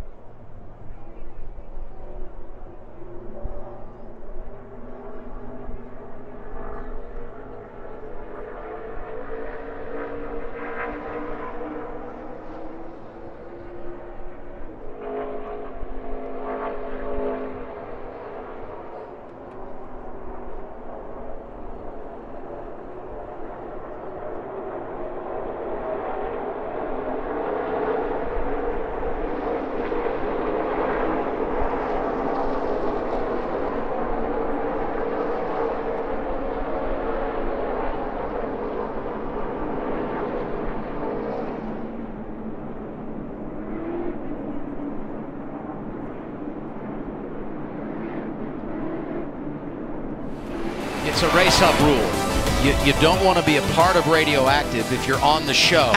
Be on your best behavior tomorrow, okay, Brad? I will. I'll tell you what, I could listen to that soothing voice over and over again. That was really something. Oh, he's nice, isn't he? You know who else has a soothing tones? Tab Boyd, the spotter. He can just talk you through anything. Ryan Sieg doing some positive things today. Saw some smoke out of that 39 as they went down into turn 1. So he's going to have to get pushed around, likely Stephen Light helping him out. His chance. It's very nice of Stephen Light trying to make sure we can go green right here, push him all the way back. Our pace car today, the 2018 Toyota Camry XSE. Behind him, Tyler Reddick. Got the lead coming off the pit road, takes the outside lane. Larson to his inside. Row 2, Bell and Blaney. Then it's Allgaier and Sadler. 11 laps remaining when we get the green flag. Tyler Reddick trying to get the restart of his life. He needs it right here. If he can hold off Kyle Larson, he'll have a shot at this. He's going for his 3rd win, and his last 7 starts is Tyler Reddick. Oh, but it looks like Blaney's going to hang him out to dry. That's going to pull back the outside lane and take Kyle Larson to the lead. Larson jumps to the lead. Christopher Bell is second. 3 wide for 3rd. That's a beautiful sight, isn't it? Ross Chastain is turned. He saved it. Caution's out. Caution's out. Keep rolling. Keep rolling. Whew. Flat tires. 4 flat tires. Well, that's a break for Reddick. He can try again. That restart didn't work well for him. Yeah. But he's going to try it again from 5th and not this time from the race lead. Here's what happened to Chastain. Adam, I was just getting to say this is a beautiful sight, isn't it? These cars all spread out, but Chastain comes up the track a bit, gets hooked, and watch this.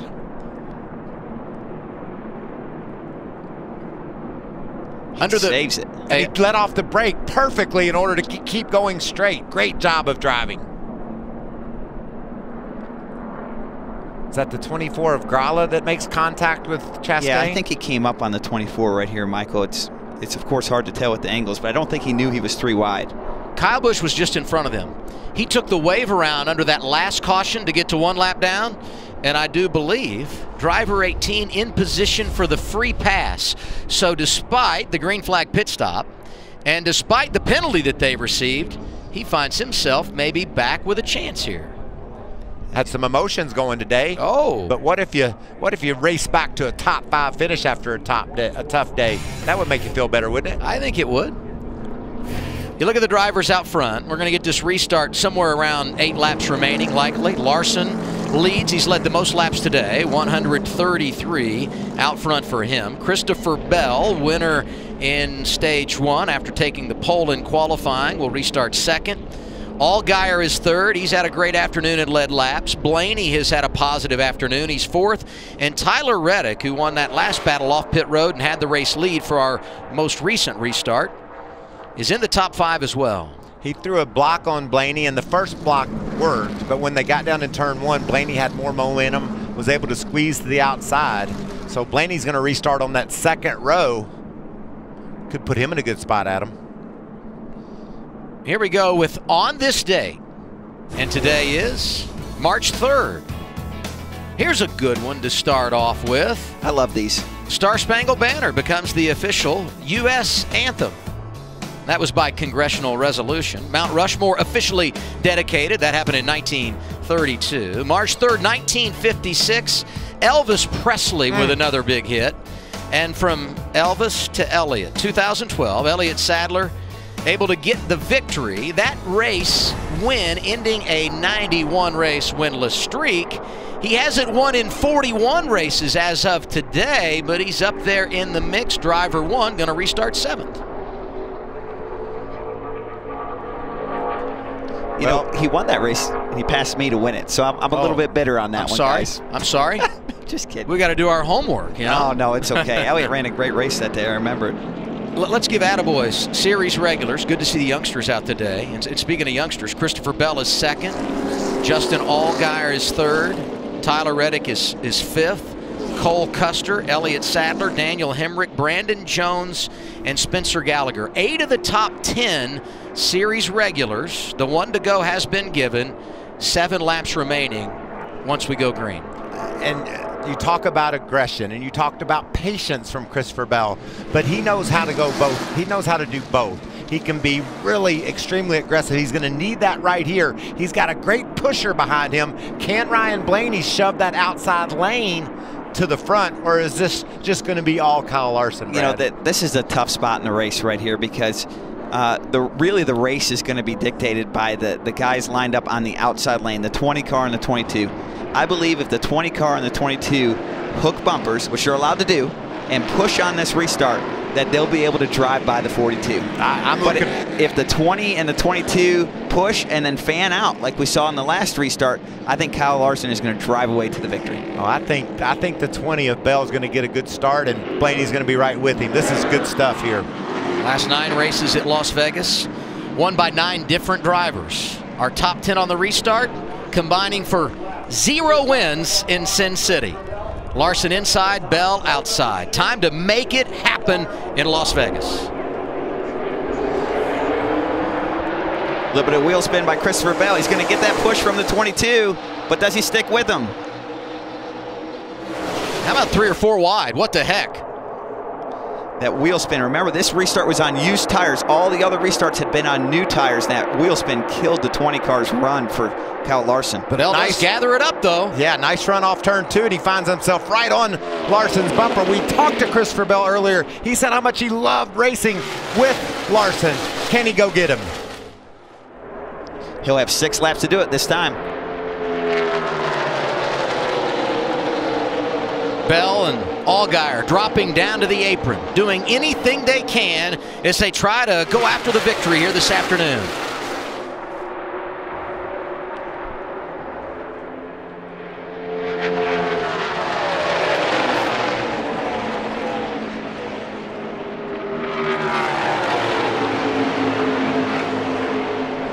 Nice corner for Christopher Bell. He's able to gain a little bit on Larson.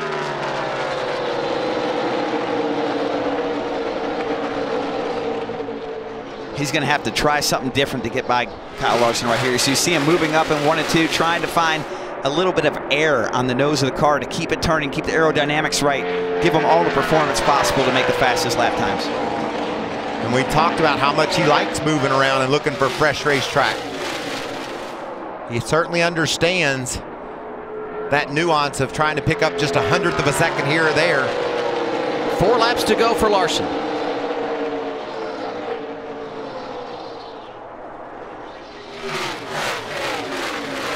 Larson has just been so strong today. We had that one run at the start where Christopher Bell was able to run him down, but since then, Larson has really been in a class of his own. Had the bad pit stop where he fell back to 8th, drove to the lead and almost 10 laps.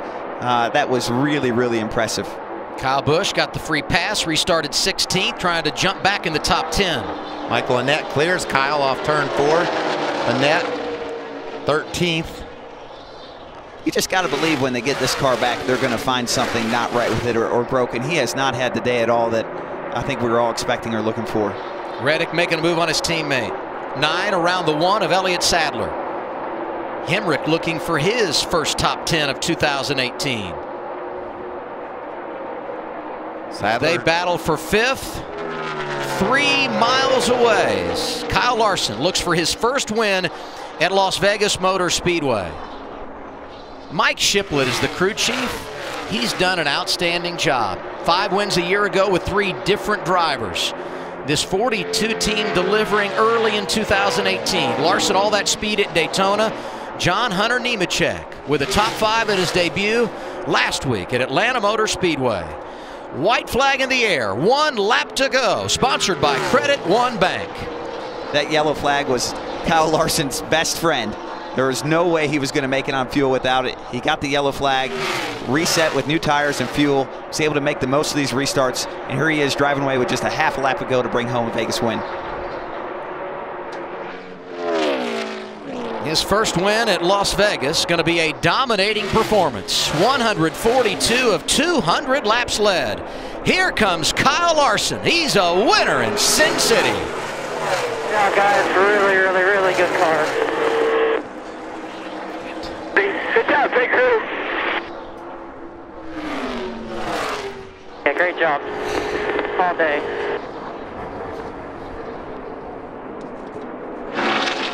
A little revenge for Larson. who was a runner-up here last year. He's from California, and when he goes west, he knows how to play the game, both in the Monster Energy Series and the Xfinity Series. So good on the West Coast 1 year ago. I'd look for him to have a big day tomorrow. This is, of course, a great confidence boost. Winning the preliminary race here with the Xfinity before the Cup race tomorrow, but he's also showed a lot of speed with his Cup car for tomorrow. 9 career victories at 8 different tracks for driver 42.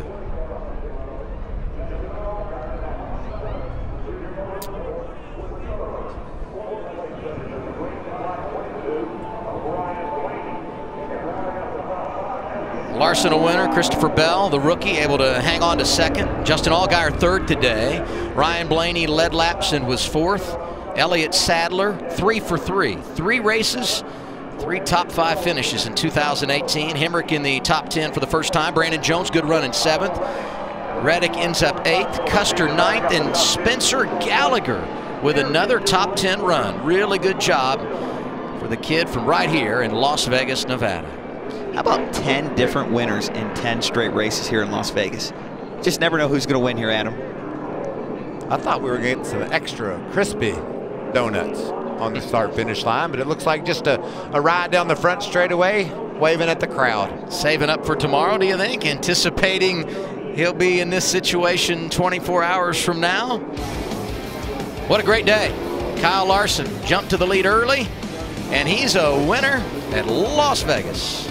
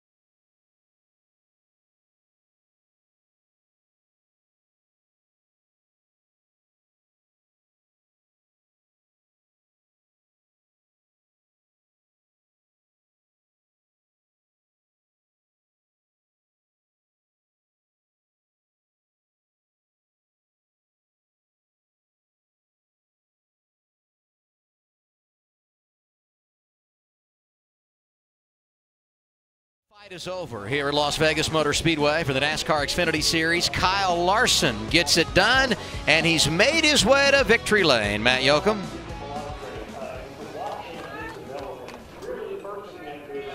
And sliding out of the belts, and here he comes.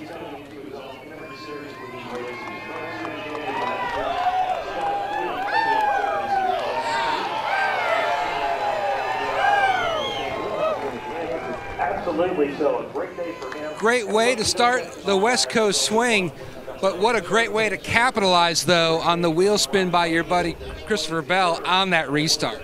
Yeah, I wasn't sure if he had a bunch of wheel spin or if I just got a really good push. Justin did a great job pushing me that last start. Actually had, Bell pushed me really good the start before to get in front of Reddick and Blaney.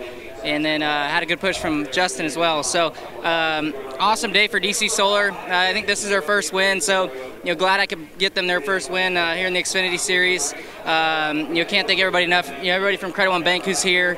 This race team, man, this race car is so fast. It was really fast last year, but you never really know if this is my first time with this body, and it performed well. So happy about that. Great day. Capitalized on the restart, but boy, what a recovery, and to compartmentalize the issue on pit road, not only for you to get your head back in the game, but also for the guys to go over the wall. Very impressive. Yeah, my guys are one of the best on pit road. We just had, I guess they said the left rear wouldn't come out, and it was good that I'd been fighting tight issue all day, and then finally we got our car turning better there on that run where I had to come from 8, so that allowed me to get to the lead fairly easy, and then I was just saving fuel that whole run just in case it went green. So wish it could have went green, I guess, just because it'd been interesting to see if I could finally win a fuel mileage race. But all in all, an awesome day, and like I said, can't thank DC Solar enough. They've been a great asset to our organization, and huge race fans. So glad we can get a victory lane. Last 5.5 mile starts for Kyle Larson. A win, 2 seconds and 2/3. Regan. Well, the other part to that exciting restart towards the end was Christopher Bell. Christopher, Kyle just talked about how you gave him a nice shove to get him up to the lead. How much would you have rather shoved yourself up to the lead right there, though? Yeah, it would have been nice to get up there and get the lead, but I knew if I could get Kyle out there, we'd be able to race it out. But man, I gotta say, I hope Pete Willoughby and Keith Coons are watching this, because they were the two that put both me and Kyle on the national scene. So it's really cool to be able to run 1-2. I guess Keith Coons Motorsports Illuminize, and proud of all of our partners at Rheem, Rude, GameStop, Toyota, TRD, all the fans for coming out here, and all the fans that watched at home on the Xfinity X1 app. It was a lot of fun racing, and I hope it was a lot of fun watching. We got to see one of the best battles we've seen in a long time on the racetrack between yourself and Kyle Larson coming to the end of stage 1. How much fun was that in the race car, and did it bring you back to your dirt days of pulling slide jobs back and forth right there? Yeah, that was really cool. There'll be a lot more of that. All right, there we have it. Christopher Bell, second place today, third place last week. That second career win is coming very soon for him. So if you do the math, third at Atlanta, second in Las Vegas, he's destined for a win in Phoenix, right? ISM Raceway is all his. And a nice stage win, too. More post-race reaction from Las Vegas. Kyle Larson gets it done today.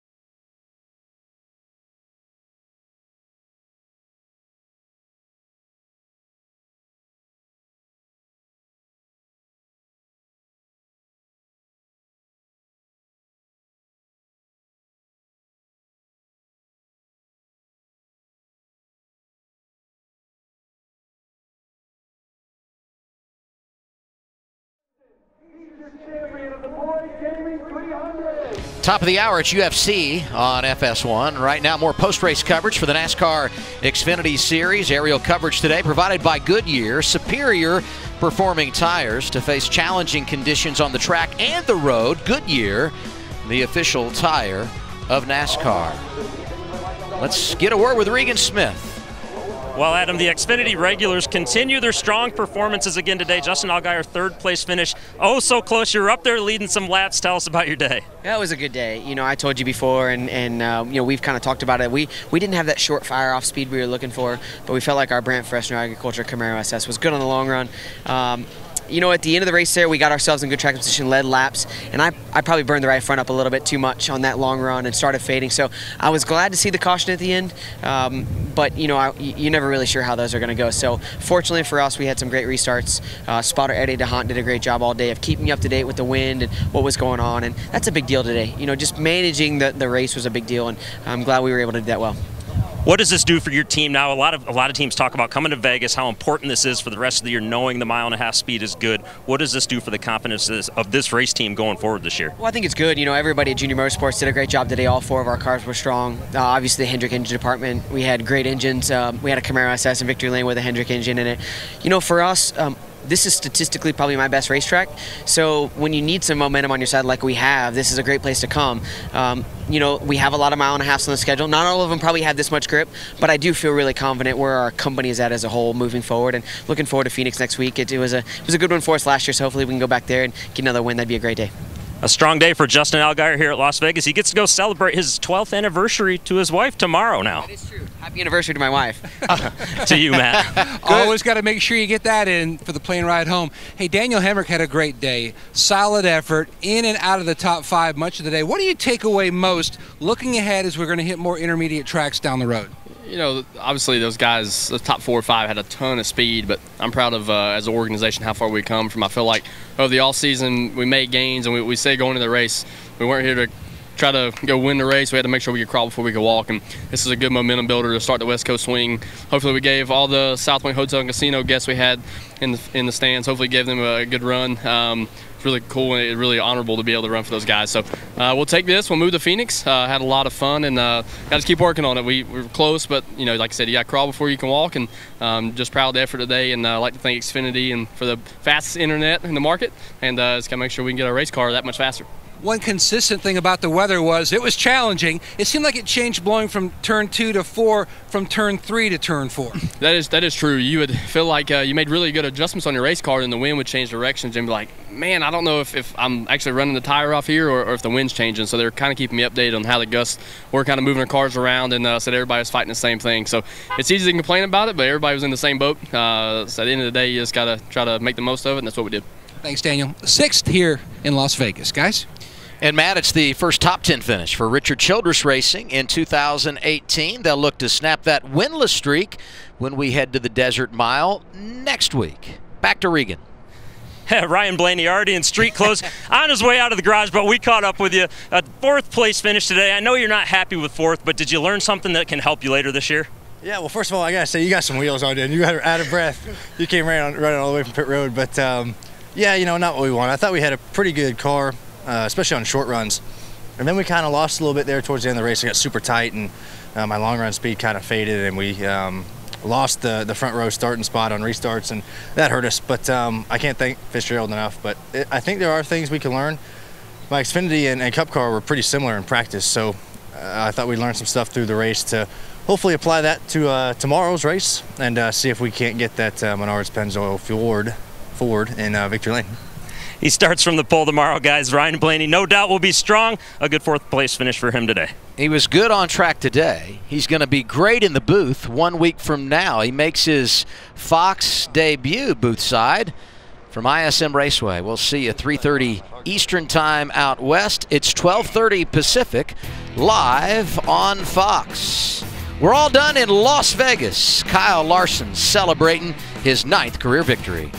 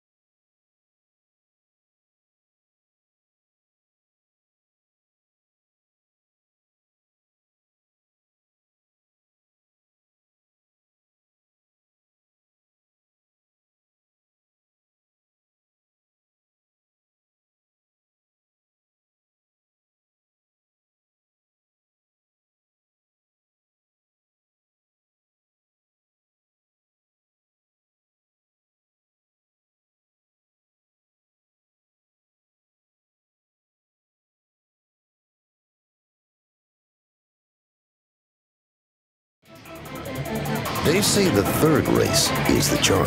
But which driver has enough luck to win it all in Sin City? Monster Energy NASCAR Cup Series is bringing another attraction to Las Vegas, and you don't want to miss this show. Coverage begins on FS1 and continues on Fox. When we go green tomorrow, live on Fox, Brad going to be rolling from the 8th position. Let's quickly preview tomorrow's race. What do you think?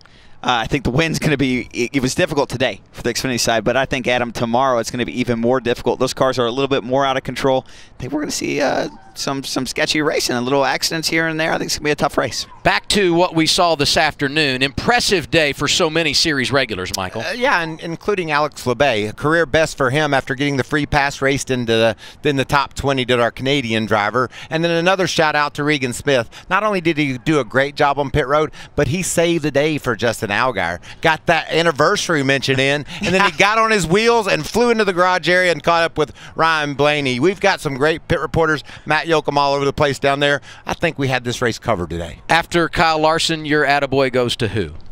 I would say Christopher Bell. What I saw from him at the end of stage 1 and his ability to recover after the bad pit stop at the stage and kind of falling back into that 6th or 7th place, I saw him make some great moves on restarts, great moves in traffic to put himself in position to have a spectacular day for a rookie. Great job for you in the booth. Good luck tomorrow. We'll see you in California up here in a couple of weeks, right? My pleasure being on here. Always love it. And now let's go back down to Chuck Woolery. I mean, Regan Smith in the garage. Hey, Regan. Hey, good news. Brandon Jones is not married, so we don't have to get an anniversary mention in for him. Brandon, second top 10 of the year already in your start with Joe Gibbs Racing. Very strong. You only had one top 10 all of last year. How confident are you going into the rest of these races now?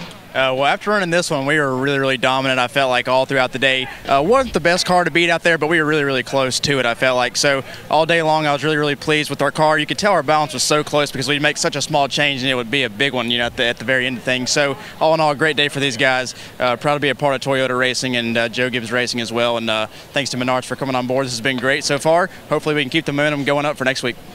I heard a couple of times on his radio, you're the fastest race car on the track, so a very good day for Brandon Jones and this team. Matt? Regan, Tyler Reddick soldiered home to an 8th place finish, and the right side looked like he had a Darlington stripe, and you fought motor issues. You were going back and forth between the battery. Were you ever able to diagnose what the issue was? Not quite. You know, we hit the wall kind of early, knocked the crush panels down a little bit, and I thought that may have been rubbing the tire, but as the race went on, the pitch was changing in the motor, and the second to last run there, right before we actually got a lot of speed and charged the third, it just felt like we were losing power, and there was a lot more smoke coming out of the exhaust that was billowing into the cockpit because of me hitting the wall and putting a hole in the crush panels. So I'm not really sure what happened there, but it really didn't matter actually because we were able to restart first, but just me and the 22 didn't really communicate well. I put my hand out to signal when to go, and as soon as I put my hand out, he gave me a shot, and it just got us all mixed up. And then I found myself in the middle of a 3 wide, and just not the finish we needed to have for an HY Children's Chevrolet. We had a really good car all day long. It just right when it mattered most, that's when we made mistakes today, and it's a shame. We had good speed. We know going into Phoenix and Fontana we should be fine, but it stinks to have a really good car and somehow manage to come home 8th with it. It's frustrating, but fortunately we have a win, and fortunately we have a long year. We can overcome it, and we got a couple more opportunities, I'd say, to take advantage of. Good car. A great effort. In keeping with our Chuck Woolery theme, we're almost ready to say in 2 and 2, but first, let's go back to R2 in the Hollywood Hotel. Thank you, Matt. You know, great day for Junior Motorsports. They had 3 of their drivers in the top 9. You see Kyle Larson led 142 laps on his way to his 9th career win. Christopher Bell, Justin Allgaier, Ryan Blaney, Elliott Sadler rounding out the top 5. Anyone in that 11 through 20th that stand out to you, Larry McReynolds? Austin Dillon, past winner here, never a factor outside the top 10 the majority of the day, Shannon. Yes, we did have Spencer Gallagher, who we talked to earlier in the pre-race show. Maybe being out there in turn 1 with Michael Waltrip helped him a little bit today. He got a top 10. Ryan Sieg there had some engine issues, had to be pushed to pit road late in the race. And then Dylan Lupton, that hard crash at lap 5 on the front straightaway. Glad to see him climb out of that 28 car. Thank goodness for those safer barriers. Check out the points. We do have technically it looks like a tie, but Tyler Reddick does have the victory at Daytona. But the guy in 3rd right there, I mean, he has been there, I know it's only 3 weeks, but so impressive. You heard Brad Keselowski talk about him, so impressive. Yeah, and he becomes the first Xfinity Series regular to get one playoff point by winning that first stage earlier today. We heard Brad Keselowski talk about the confidence that a win can give someone like Kyle Larson. On the flip side, when someone doesn't have a good race like Kyle Busch, could that affect him tomorrow? He is a winner this weekend, though. He won the truck race last night. 18 car in the Cup Series. Didn't quite have the speed, but I'm sure he'll be fine at his home track. I'm sure that he will be okay. And the odds for Kyle Larson tomorrow, 7-1. You like that odds? I love those odds. All right, don't forget, tomorrow, race day on FS1 starts at 2 p.m. Then the Monster Energy Cup racing from Vegas at 3 p.m. Coming up next, another big fight, UFC 222. Stay here. This copyrighted telecast may not be reproduced, retransmitted, or used in any form without the authorized written consent of NASCAR Broadcasting. NASCAR would like to thank all of our fans for your support, and we hope you enjoyed today's broadcast.